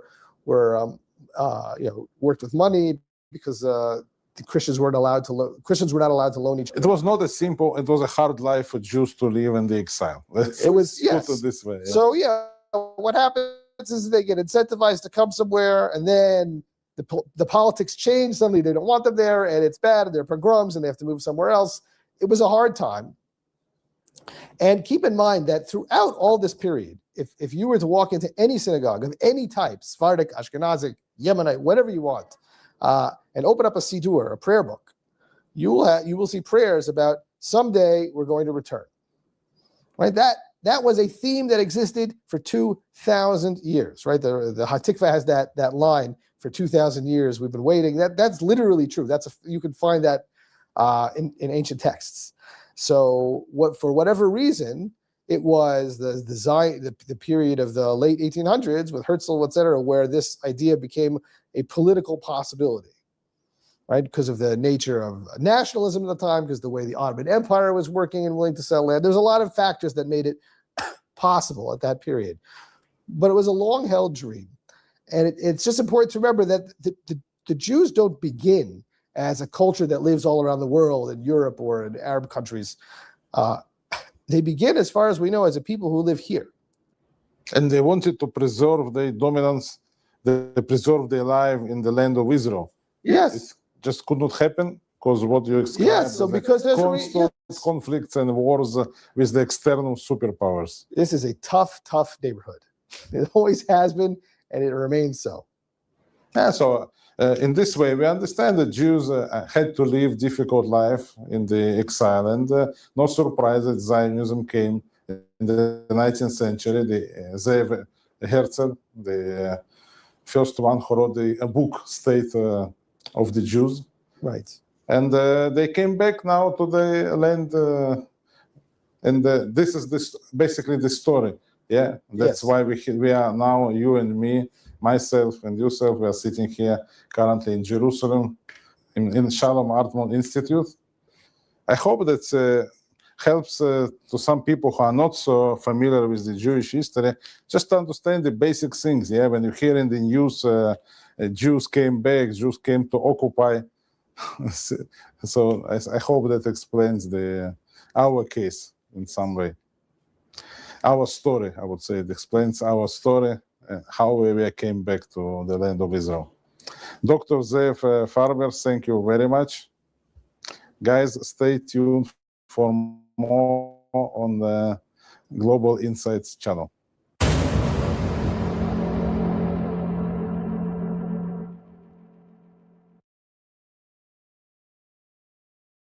What Jewish groups have the most ancient Israelite DNA? You will be surprised. Let's start the list with Yemeni and Ethiopian Jews. Most people tend to think that Jews, however, DNA science has dispelled that claim. Turns out that Yemeni and Ethiopian Jews are mostly local Arabs and Cushitic groups that simply converted to Judaism. Next is the most numerous and famous group, Ashkenazi and Sephardic Jews with origins from Europe. These groups, while having a heavy South European component, still show some roots in the Levant. On average, they can have anywhere between 20 and 40% of ancient Israelite DNA. Mizrahi Jews are the second largest group of Jews in Israel.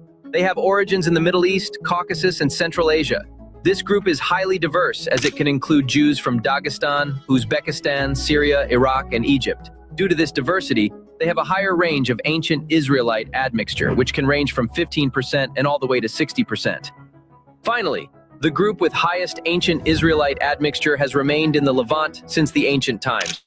Although they technically have their own religion which came out of Judaism but is distinct, they are considered to be ethnically Jewish. These people are the Samaritans. There is only around 1,000 of them, and they can average close to 90% of ancient Israelite admixture. Who are the Jewish groups living in Israel? Ashkenazi Jews are not number one. According to a study published in 2018, 0.9% of the total Jewish population. Mizrahi Jews mainly close to modern Levantines. Excluding those who immigrated from the former Soviet Union, Ashkenazi Jews represent 31.8% of the Jewish population. They descend from Jews who have lived in Europe for centuries and mixed with the local population. Most of them immigrated during the decades preceding and following the establishment of the State of Israel. Immigrants from former USSR countries comprised 12.4% of the population. In 2000, 36% of those immigrants either had only one Jewish grandparent or no Jewish ancestry at all. Ethiopian Jews are the smallest origin group at only 3%. This Jewish group, known as Beta Israel, is genetically identical to other Ethiopians. This is what it looks like inside Israel's closed-off ultra-Orthodox community. Entering their neighborhoods without permission if they don't like what you're wearing or what you're doing, they'll tell you off and force you out of their neighborhood. Marriages are often arranged, and large families are common. Haredi Jews live in close-knit communities to help maintain their religious and cultural purity. But there's one neighborhood in Israel that is generally off limits. Mea Sharim is the most extreme Jewish ultra-Orthodox neighborhood in the world. Here, the people only want to talk, look at, and interact with other Haredi Jews. If you're caught taking videos or happen to offend them in the slightest way, they'll scold you and kick you out. Ultra-Orthodox Jews live in a way that's very different from most people today. Their lives revolve around strict rules, from what they wear and eat to how they spend their time. They live a life separate from the modern world.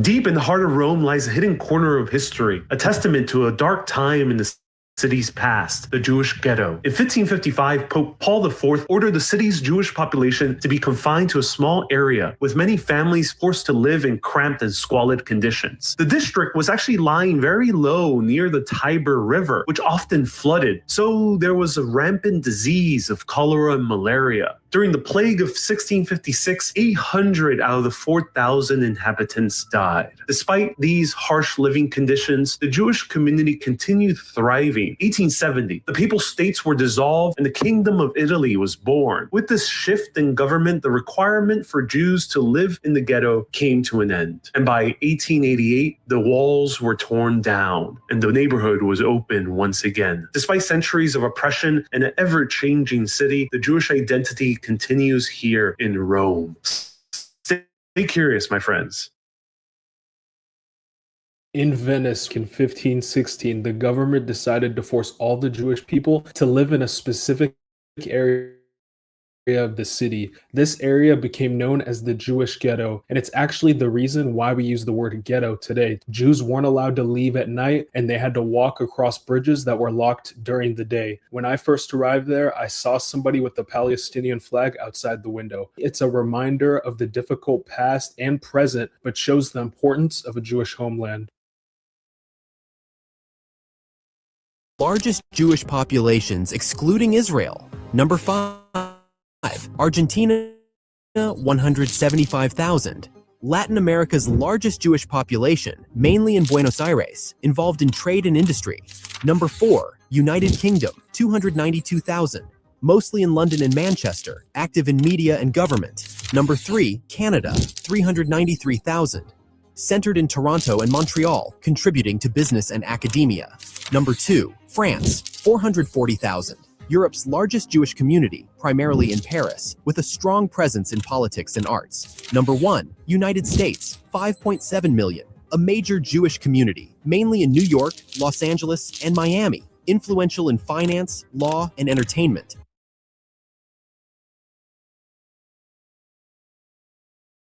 Three Jewish cities in the U.S. Number 3, Miami,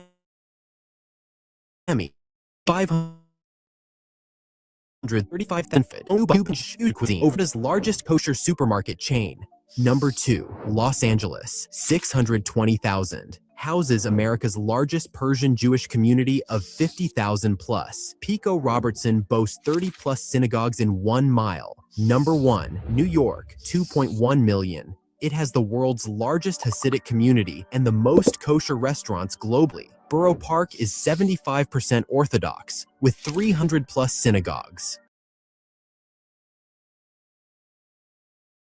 In the 18th century, Ben Franklin is looking at the Germans and saying, you guys are stupid and you're swarthy and we don't want you here. We want to keep our colonies as white as possible. And you fast forward 150 years and you have Hitler saying, you know, to lots of other ethnic groups in Europe, like, you guys are stupid and you're swarthy and we don't want you here and we want to keep our... the irony of that is astounding to me. Ben Franklin was looking down on them and saying, you're not good enough to come over here. You're not white enough to come over here. Like, don't come over here and mess up our stuff.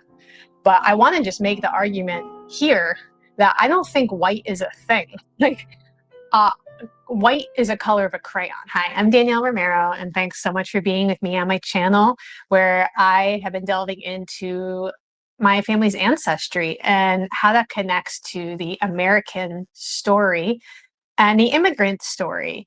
We're going to dive into the German immigrant experience at the time of Ben Franklin. Even in the early years of the United States, immigration was a point of contention for some of the founding fathers. Benjamin Franklin, a prominent figure in American history, expressed concerns about German immigrants moving into the 13 colonies in the mid-18th century.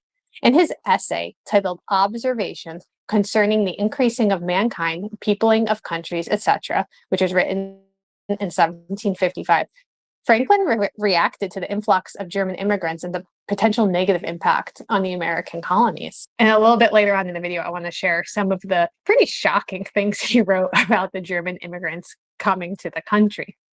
Now, growing up, I loved American history. When I was a little girl, my dad and I would sit and watch Civil War documentaries on the couch. They were on PBS. And I think that was probably my earliest memory of just wanting to know more about the American story. And as I got older, I started realizing that, like, there are many facets to the American story. And I think sometimes they are willfully revised. And I think other times, you know, there's the sin of omission. And I think sometimes there's so much nuance to the story that it's almost impossible for one person to cover all of it at one time. Franklin had a lot of concerns with immigrants, in particular German immigrants. According to him, they weren't the sharpest tools in the shed, so to speak. He famously wrote this about them, quote, "Those who come hither are generally of the most ignorant, stupid sort of their own nation." Ouch. But he goes on to say that the Germans struggled to adapt to the local way of life here in America. In his eyes, the German immigrants posed a threat to New England's whiteness, their, quote, swarthy complexion, unquote. Franklin even worried that Pennsylvania, which was founded by the English, would end up more German instead of the German immigrants embracing English language and custom. He said, "Why should Pennsylvania, founded by the English, become a colony of aliens who will be shortly so numerous as to Germanize us instead of us Anglifying them, and will never adopt our language or customs any more than they can acquire our complexion. And guess what? Benjamin Franklin was actually not the only founding father who had concerns about German immigrants back in the day. Alexander Hamilton, the brilliant mind we all know from the musical, also had his reservations. He actually believed that an influx of foreigners would create a mishmash of cultures and it would corrupt the national spirit and complicate public opinion. Funny enough, to support his view, Alexander Hamilton actually pointed to a precedent in which being open to foreigners was detrimental. And what he pointed to was the extermination of the indigenous peoples of the Americas. And he said on that, quote, "Perhaps a lesson is here taught which ought not to be despised." That saying that the Native Americans shouldn't have been as friendly to the settlers as they were. Look what happened to him. And then he's turning that around and saying, look, maybe we should look at what happened to them and not be so welcoming to these immigrants. Now, even Thomas Jefferson, the author of the Declaration of Independence, felt a bit uneasy about German immigrants forming their own communities and holding on to their language, their habits, and their principles of government. He wrote, "Other foreigners, it is thought better to discourage their settling together in large masses," Jefferson wrote, "wherein, as in our German settlements, they preserve for a long time their own languages, habits, and principles of government." Benjamin Franklin also wrote this in a letter. He said, quote, "Which leads me to add one remark, that the number of purely white people in the world is proportionately very small. All Africa is black or tawny. Asia is chiefly tawny. America, exclusive of the newcomers, wholly so. And in Europe, the Spaniards, Italians, the French, the Russians, and the Swedes are generally of what we call swarthy complexions." The Swedes are swarthy. That's, I don't know. As are the Germans also, the Saxons only excepted, who with the English make the principal body of white people on the face of the earth. I wish their numbers were increased. One should, in the sight of superior beings, darken its people. Why increase the sons of Africa by planting them in America, where we have so far an opportunity, by excluding all blacks and tawnies, of increasing the lovely white and red? Now, I did some research to kind of figure out, was he referring to Native Americans when he said red? My reading of this primary source is that he's not referring to Native Americans. I think he's talking kind of about maybe like the redness of cheek you might see on someone with fairer skin, because earlier in the same paragraph, he refers to America as Native Americans as tawny. So I think he's not referring to them by saying red. But perhaps I am partial to the complexion of my country, for such kind of partiality is nature to mankind, unquote.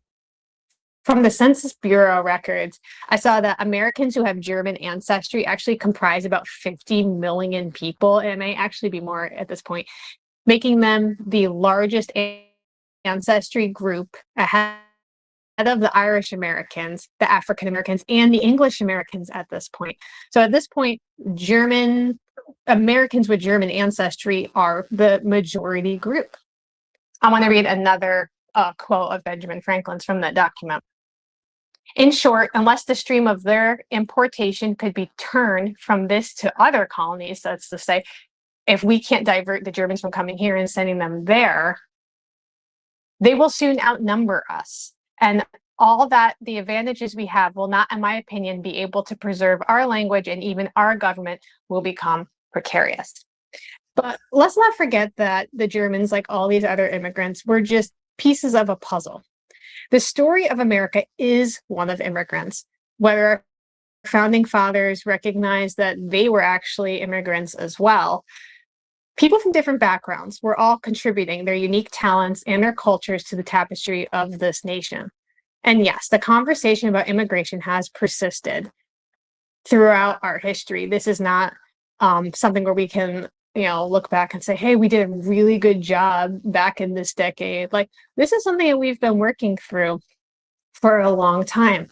In the 18th century, Ben Franklin is looking at the Germans and saying, you guys are stupid and you're swarthy and we don't want you here.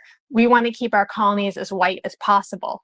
And you fast forward 150 years and you have Hitler saying, you know, to lots of other ethnic groups in Europe, like, you guys are stupid and you're swarthy and we don't want you here and we want to keep our country as white as possible.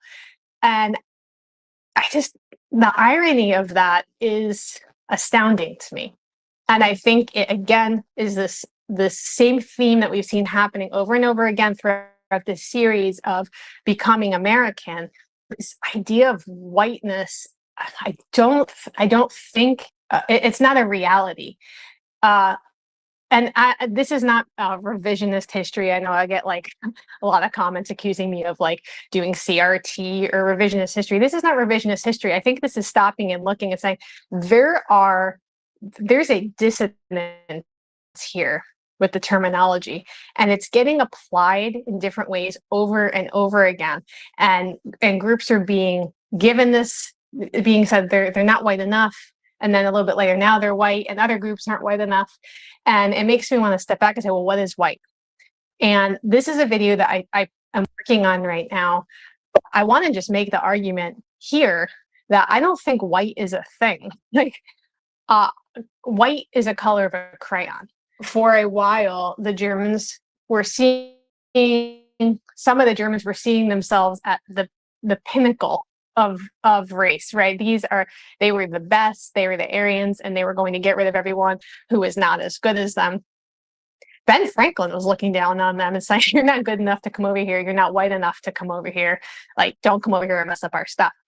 And I think when we start poking holes in this idea that you have to fit into these categories, it makes it really hard to make people the other.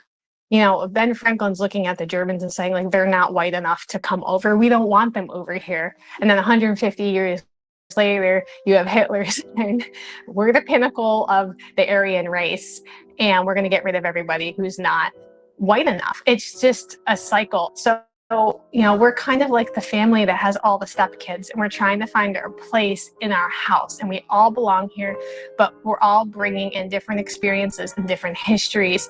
And if we could just start seeing ourselves as a family instead of putting each other into these tiny little boxes, I think things could change drastically for the better. And so I thank you so much for being here for this conversation. And let me know in the comments if you knew about Ben Franklin's animosity towards the Germans. If you'd like to see any more videos that have to do with becoming American and kind of researching, following me along this journey of researching the immigrant experience, I'll link to them right here and you can check them out.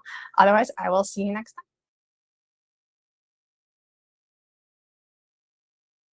time. In early colonial America, signing a contract as an indentured servant wasn't about surrendering freedom. It was about gaining opportunity.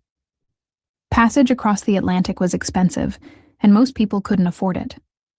By agreeing to work 4 to 7 years under a time-limited contract, they secured passage, food, and shelter. These contracts gave clear terms. They spelled out how long you worked, what you received, and what you gained at the end. Complete your term, and you earned freedom, sometimes land, or the tools to start your own farm or trade. Many young men and women preferred this over uncertain wages or staying in poverty. It was a calculated risk, short-term labor for long-term independence.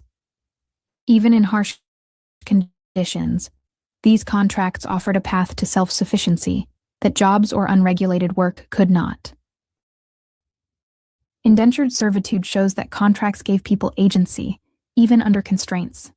They weren't employees. They were independent actors trading work for opportunity, survival, and a stake in their future. Life lesson for today: taking calculated risks, understanding agreements, and committing to them can create freedom and opportunity, even when the path is challenging. What's one risk you've taken in your work or career that taught you something about independence or responsibility? Drop a comment below, hit like if you learned something new, share this with someone who might find it useful, and subscribe for more on independent contractor history. In the bustling American colonies before chattel slavery had become the dominant source of indentured servants were the backbone of labor. Promised freedom after years of toil, they faced grueling work and harsh conditions. Imagine the daily grind, sunrise to sunset, tending fields or serving households, all for a distant hope of liberty. Yet, their journey was fraught with challenges. Internal conflicts of identity and survival clashed with external pressures from demanding masters. Despite these hardships, if they survived, they adapted, forging a path that would shape the colony's future. Their resilience echoes through history, reminding us of the enduring struggle for freedom and opportunity. As we reflect on their legacy, we see parallels in dignity and rights continues. Thank you so very much for watching Super Nutshelled History. Please like and subscribe.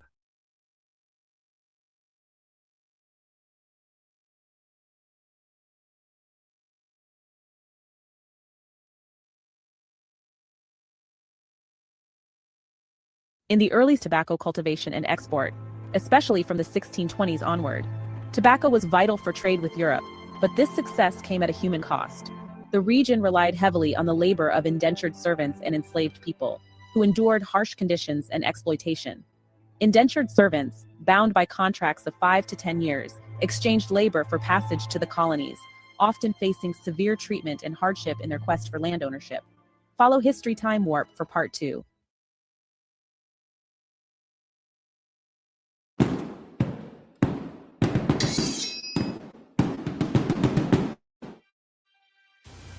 There have always been many different types of slavery, and many people throughout history were no different. All came for a better life, and they expected to work for a wage, and the vast majority did. However, the experiences of the Chinese and other Asians varied greatly depending upon the work they did as well as their gender. Who were the coolies? What types of slavery were there for the Chinese and other Asians? How was enslavement still practiced decades after the Civil War emancipated all slaves? Hello, I'm Colin Heaton, former soldier, Marine Corps Scout Sniper, history professor, historian, and book author. And we've answered these questions and other issues on this segment of Forgotten History.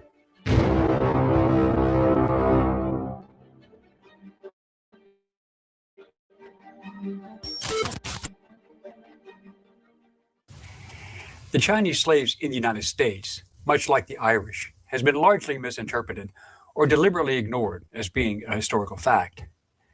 According to historian Gordon Chang, official California records indicate that before 1848, there were only 54 Chinese immigrants living in the state. The California Gold Rush of 1848 changed this demographic, creating the first major wave of Chinese immigration, as well as people coming from all over the world into the state. These immigrants called the mountains of California Gamsan, which means in Mandarin, Gold Mountain. Chinese immigrants usually lived in small groups and were known to work the claims that other miners had abandoned. White residents were initially accepting of the Chinese since there were so few of them. However, after 1852, immigration rates greatly increased.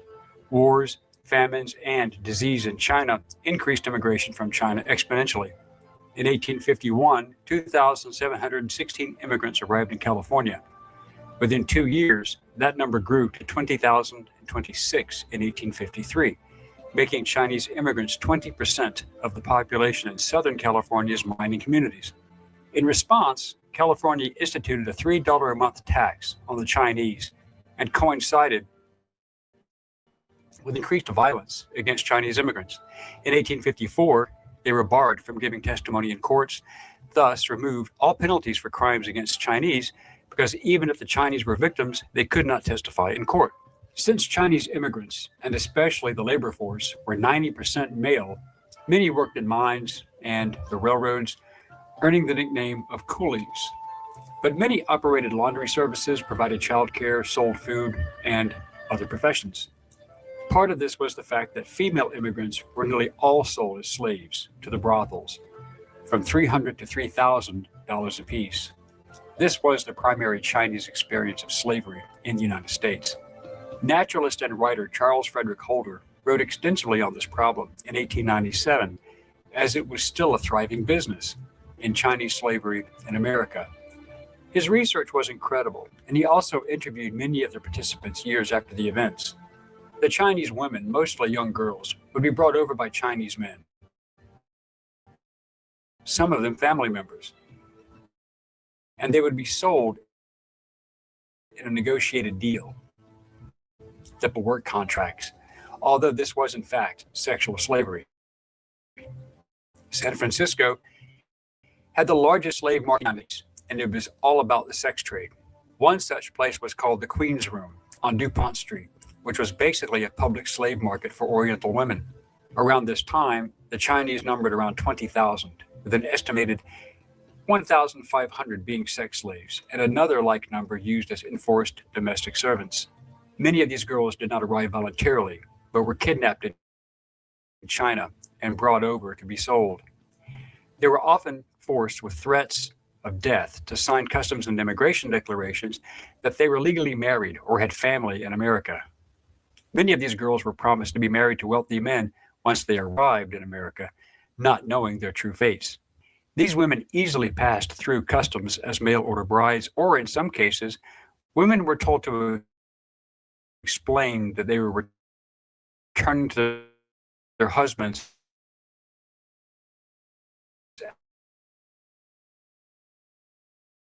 after visiting family back home, so that they could not tell their stories.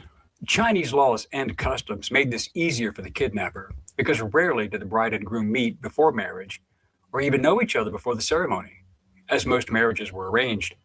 After the Civil War, when all forms of slavery were abolished, including enforced prostitution, these pimps and madams resorted to intimidation and sometimes violence and physical bondage to keep the money coming in.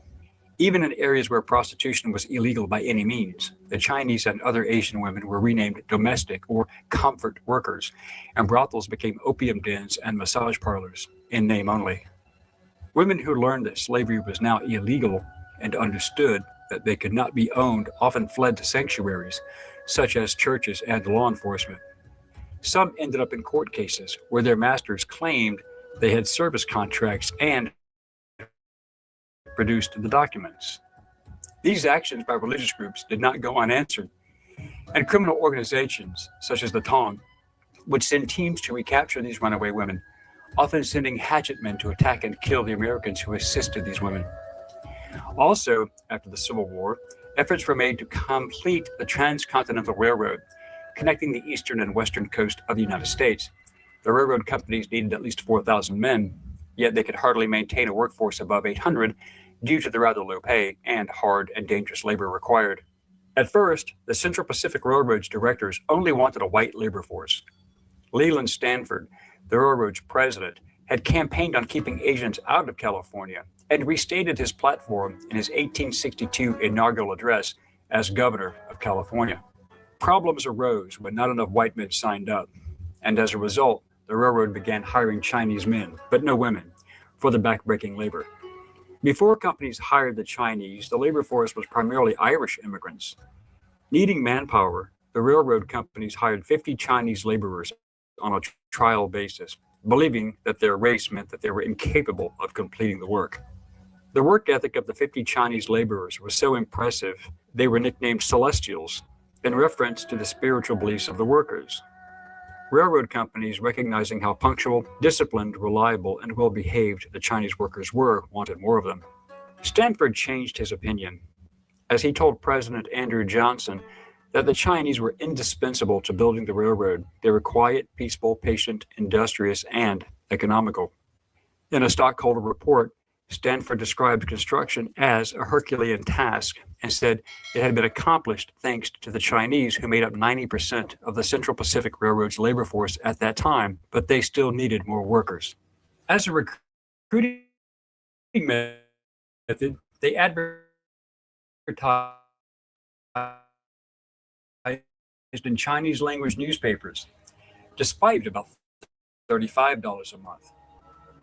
Over time, the Chinese workers were paid 30% to 50% less than their white counterparts, but were given the most dangerous work, and their death rates were far higher than among white workers. In June 1867, 3,000 Chinese railroad workers went on a strike, demanding equal wages, better working conditions, and shorter hours. This was the largest labor strike in American history up to that time. Now, the railroad did not fully agree, but they raised the Chinese workers' pay minimally, but the conditions remained unchanged. Part of the strike was due to the dangers of building the railroad through the high Sierra Mountains, where the Chinese were tasked with cutting through forest and building large retention walls, building trestles, filling in deep gorges, building wooden spanned bridges, and some of it in hostile Native American territory. Then after the severe Nevada mountains, the Chinese endured the heat of the Nevada and Utah deserts, yet exceeded all expectations. In order to prevent workers from escaping, they were sometimes chained together. As they approached the meeting point with the Union Pacific, thousands of workers laid down an incredible 10 miles of track in less than 24 hours, a record that has never been equaled. A Civil War officer who witnessed the drama declared that the Chinese were just like an army marching over the ground and leaving the track behind. However, the progress meant that Chinese died in greater numbers along the Central Pacific route. The company kept no official records of their deaths, but after the line was completed, Chinese civic organizations recovered around 1,200 bodies and sent them home to China for burial.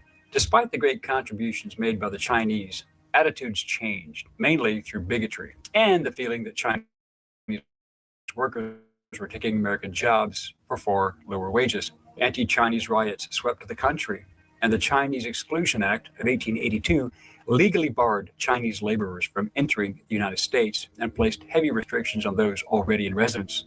After slavery was abolished in the United States, Chinese laborers went to the South as cheap labor to replace freed blacks to work on the plantations. Many of the early Chinese came from sugar plantations in Cuba, and after the transcontinental railroad was completed, they also gave up labor. These laborers created their own enclaves in the southeastern United States, where they endured racist policies and were sometimes in conflict with African American community. Due to the mass exodus of blacks from the labor force, or just the fact that they expected to be paid for their work, many Southern planters argued that blacks were unreliable and relieving. So they implemented black codes with labor provisions that would limit the ability of blacks to leave plantations and farms. Starting in 1865, a few Southern newspapers ran editorials and ads asking for Chinese labor, mainly from the accounts that Chinese workers enabled expansion of the Cuban agricultural imports, such as tobacco and sugar. Many Chinese responded, but they were basically treated as African Americans, but this migration took some time. In February 1866, the Commissioner of U.S. Immigration, R.S. Chilton, argued in his report to Congress that under the 1862 Act prohibiting coolie trade, importation of Chinese labor to the South should be prohibited, and Southerners should instead work out contracts with the freed blacks. Chilton had classified the Chinese as involuntary immigrants, but the Southern states used a loophole to allow them inside their workforce, since they argued that the 8-year contracts in Cuba the Chinese had worked had expired, and they were free to seek employment elsewhere. They needed workers, and the cheaper, the better. In some cases, these Chinese workers, like blacks, who were technically free persons, were still kept on a farm or a plantation in a form of slavery for profit through force and intimidation. Even though federal laws applied, some state and local law enforcement officials turned a blind eye to the practice. Oftentimes, the local Ku Klux Klan assisted in this practice. This effect was even extended to the children of Chinese immigrants and their grandchildren, as federal immigration law prohibited Chinese citizens from becoming Americans until 1943. We hope you enjoyed this segment, and please stay tuned and be engaged and informed. Send us comments if you have questions or even show ideas, and we will respond to all requests and comments as soon as we can. Thank you.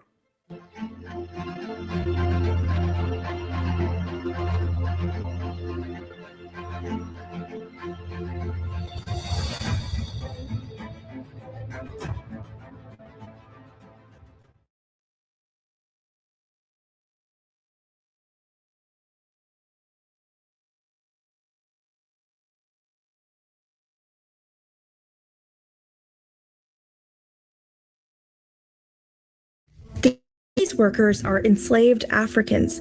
Some are indentured servants from India. Can you tell the difference? After slavery was abolished, Britain replaced its enslaved workers with a cheap alternative: indentured servants. In this new system, millions of people were coerced into signing away their rights for 5 to 10 years at a time. This system is not ancient history. Some of its survivors could still be alive. बहुत दुख तकलीफ काटे के पड़ा। अरे हम गोरल और लाश से मारे इससे। अच्छा। हाँ। गोरल और लाश से मारे, काम नहीं करो, चाबुक लगाए गाड़ी पर। हाँ। कोई सुनवाई नहीं। गिरमिट तुम्हार। These workers became bound to overseas employers where they endured harrowing abuse and exploitation for the duration of their contract. I would call the system of indenture a hidden history, and it is and has been deliberately obscured from our national narrative.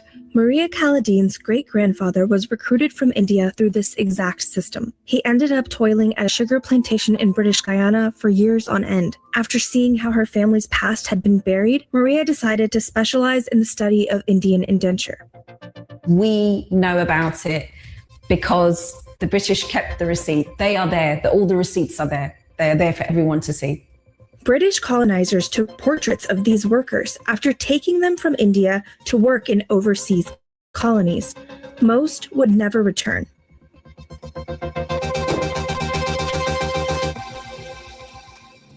Have a look at this record of Indian immigrants. These are the names of Indians who signed an indenture contract and boarded a ship from Calcutta on December 2nd, 1903. Between you, a number of years. As soon as they signed that contract, the indentured worker lost much of their freedom. They were treated like human cargo, shipped around the world and bound to their employer for the time period of their contract. They were bought, sold, overworked, and abused in ways far too similar to slavery. Here's how it all went down. By the end of the 1800s, the British Empire was growing to the biggest the world had ever seen. And the natural resources of the colonies, like sugar and cotton, earned the colonizers a lot of money. But labor costs started eating into Britain's massive profits after slavery was abolished. And that's when the British brought in indentured Indians. There were more than 3 million people like Maria's great-grandfather taken from their homes and placed on ships heading to British colonies. The overall trade for these cheap laborers replaced nearly a quarter of the Atlantic slave trade. What has taken place is a retelling of the history of the 19th century that focuses on the abolition of the slave trade and lauds those involved in the abolition of the slave trade, but does not draw attention in any way to the fact that the system of slavery was replaced by a system which was very brutal, really cruel, and lasted into the 20th century. The vast majority of indentured workers were from India. As a result of indenture and additional migration, pockets of the Indian community can now be found in nearly every corner of our globe. Over 32 million people of Indian origin outside of India today, the world's largest diaspora. India might actually be a kind of replacement for Africa. Think of this from the planter's point of view. They can't imagine a world that would deny them a source of labor, cheap, malleable labor. In 1838, the first Indian indentured laborers arrived in Guyana, and that was really the beginning of the system of Indian indenture. Some laborers were forced or kidnapped, but others signed on voluntarily, especially during famine caused by British colonial rule.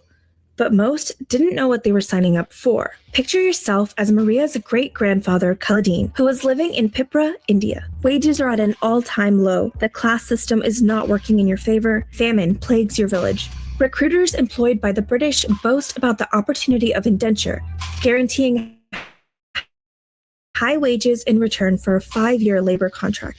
They frequently lied about what the contract were, the distance of the place that people were traveling to, and the nature of the work that they would have to perform. You can't read or write, but they tell you the contract provides round-trip passage to Calcutta, India, where you put in light labor in exchange for great wealth to bring back to your family. Like more than 2 million other Indians, you stamp your finger and take the deal. In 1886, my great-grandfather was recruited in Gonda. He was taken to Faizabad. From then, he was taken to Calcutta as an indentured laborer. What they didn't tell you is you're not really going to Calcutta. You're transferred from depots to shipyards, perhaps told your final destination would be Sri Lanka. But your ocean voyage keeps going and going. The ship itself is rancid, and you are crowded alongside parcels of rice, wheat, and hundreds of other laborers deep within the cargo deck. Your voyage could have been one that was fraught with deaths from cholera, for example, typhoid, dysentery. It would have been quite traumatic for the immigrants. You are lucky to survive the diseases that kill roughly 1 in 5 of your fellow passengers. Your peers bond over the shared trauma and call themselves the Jahajibai, or Brotherhood of the Boat. 3 months later, you arrive in an unfamiliar land, and someone tells you it is known as British Guyana, a British colony thousands of miles away from home. He left Calcutta for Guyana, and he indentured for 2 periods of 5 years on 2 estates in Demerara. This arrival story is way too familiar for the tens of millions of descendants of Indian indenture. Hundreds of thousands of people were taken from China, Japan, and Polynesia as well, forming an extracted community known as coolies, a term that's now an offensive slur. The laborers were shipped across 19 of Britain's colonies, namely in the Caribbean and South Africa. The Dutch and French also took advantage of the cheap labor for their own plantations. Indentured labor was used to cultivate sugar, cotton, and tea, as well as endless train tracks. As early as the 40s, British officials calling this a new system of slavery. The vast majority of cane fields on the other side of the world. Indentured workers endured backbreaking work and were whipped and abused by white authorities. Many of them were even housed in the same barracks as formerly enslaved people. Indentured women were sexually abused by white overseers and sometimes assigned to an Indian man as his housemate and sexual partner. There's a deliberate kind of denial of anything which does not meet the description of enslaved or free. These binaries are not helpful to people who are trying to express or explain what the system of indenture was. There are conditions of unfree labor that exist between these 2 states, and we must look at them, we must see them, they're part of our history. And what happened when their indenture contracts ended? You could then choose to accept a return voyage home to India, or you could again accept a further bounty and stay in the colony. And that's what the majority of people chose to do. But why would anyone choose to remain indentured? Even after years of laboring, some people didn't earn enough money to bring back home. Others feared they would be shunned when they got back to India, accused of abandoning their family. So from India, people were taken to Mauritius, to Trinidad, to Guyana, to Fiji, to St. Lucia, Grenada, South Africa, Malaysia. The system was huge. So over 2 million people were part of it. And it has left, obviously, a huge diaspora because the majority of people didn't return in those places. They are a remarkable people because the story of indenture is a story of against all odds survival. And it is a story of great sacrifice. The trauma lasted lifetimes. In British Guyana, it took generations before descendants of the first indentured laborers were able to get off the plantation, find work, or own property of their own. And British colonizers didn't stop there. In Trinidad, British Guyana, and South Africa, the British inflamed tensions between formerly enslaved Africans and Indians, sowing divisions that continue to plague former colonies. So we are still able to see the legacies of colonial.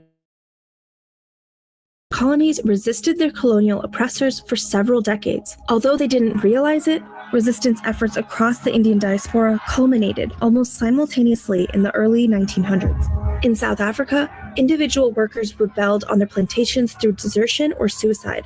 Mahatma Gandhi later joined the Indian South African resistance movement, leading this major strike in 1913. In Fiji, indentured workers had the highest rates of suicide, using it as a form of resistance. In British Guyana, collective organizing ranging from demonstrations to resistance literature shook the nation. Some indentured workers took to writing in Guyanese newspapers to protest their abuse. I don't think that the British have ever apologized There is a very violent way of erasing somebody's history without it seeming to be violent, which is just not to talk about it, just not to acknowledge it. Britain finally outlawed indentureship in 1917, but the system left behind a monumental legacy. Millions of South Asians were scattered across far corners of the world in a multi-generational Indian diaspora. Descendants of indenture in Suriname, Mauritius, British Guyana, and Trinidad cultivated a thriving Indo-Caribbean community.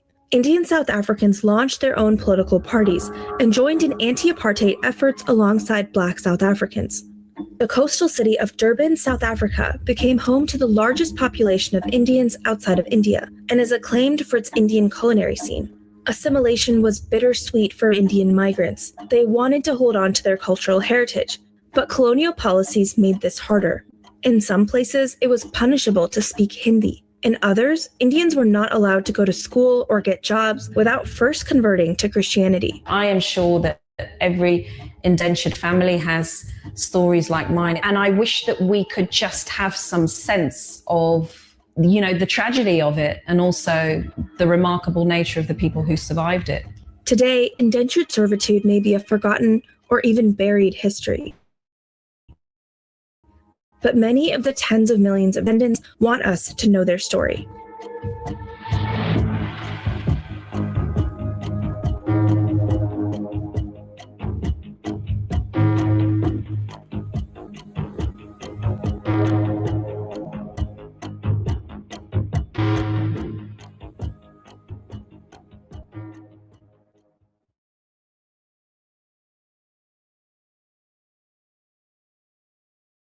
All right, so it's official.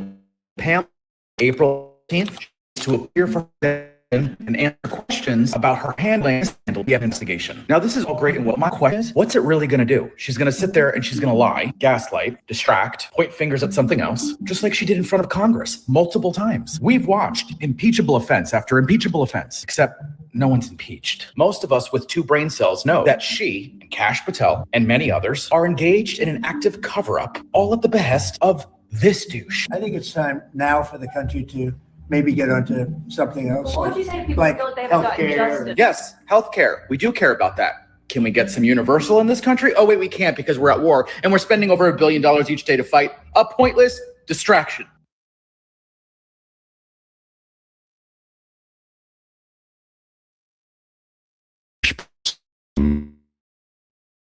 Their homes in Ireland, shackled and sold for less than African slaves in the 1600s. They were called white cargo and treated as disposable workers. Over 300,000 Irish were shipped to the Caribbean and American colonies. They worked sugar plantations alongside African slaves, died from disease and brutality. The difference: this history was erased. No reparations, no memorials, no recognition. Books even changed Irish slaves to indentured servants to minimize what happened. The word redneck actually comes from Irish workers whose skin burned in the Caribbean sun. This forgotten chapter of history shows how oppression knows no color.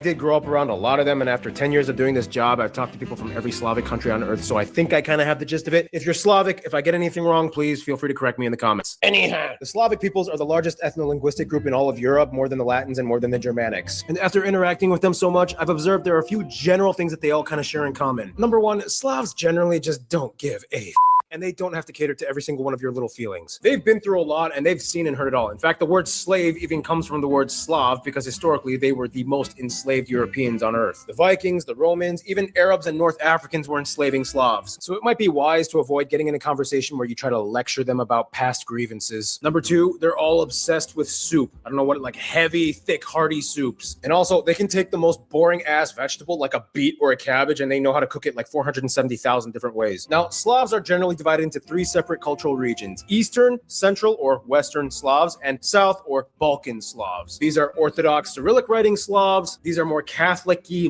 Latin script writing Slavs. And the South is like a cluster of everything, plus there's even a few Muslim Slavs. These are vodka Slavs, beer Slavs, rakia Slavs. Eastern Slavs, Belarusians, Russians, and Ukrainians are kind of like the OG original Slavs, because all Slavs are said to have originated and migrated out of Kievan Rus, which is this general area by the Dnieper River in Eastern Europe. And since many of these areas were under the Mongols and Golden Horde empires, you see a lot more like Eastern steppe folk tradition in their culture. Central or Western Slavs are kind of like the posh Slavs, the Czechs, Poles, and Slovaks. They actually had all their papers in order and they joined the EU. Like they've always been seen as like the bridge between the East and West. So you're going to see a lot more Western European influence here, like Baroque and Gothic architecture. And finally, Southern or Balkan Slavs. Let's just say this place is a lot more loud and colorful. This is the most diverse region in the Slavic world with the most subgroups, made up of 7 countries, 6 of which used to be Yugoslavia. Like historically, this place had a lot more like Mediterranean/Greek/Ottoman influence. So you see that a lot in their cultures. They eat like cevapi and baklava. They borrow a lot of words from Turkish and Greek. But yeah, from my general observations, that's kind of how the Slavic world is. If I get anything wrong, again, correct me in the comments, Slavic people. Okay, cool. Cheers.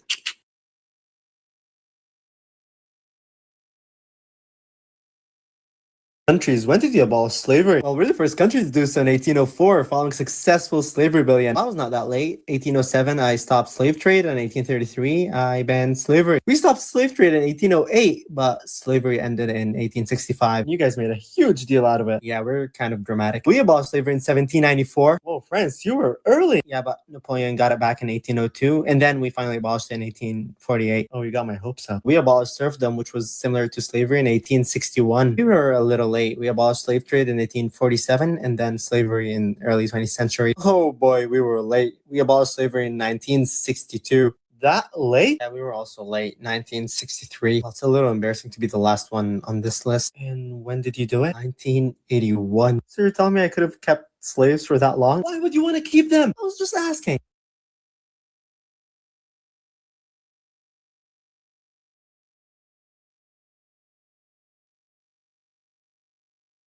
Did you know the very word slave comes from Slav?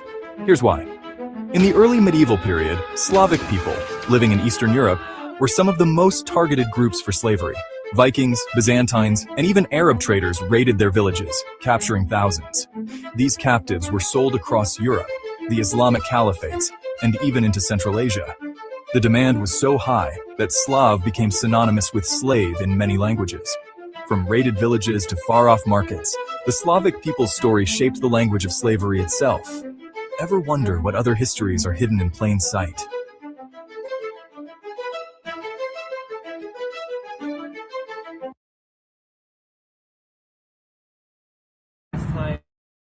Hey, brother, you support the war in Iran? You support the war in Iran? I didn't care if you're on the phone. You support the war in Iran or no? You're like trying to walk like a freak, bro. You're a weirdo, bro.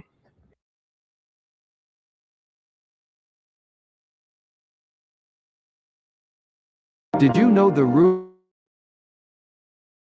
word of slavery? The word slavery comes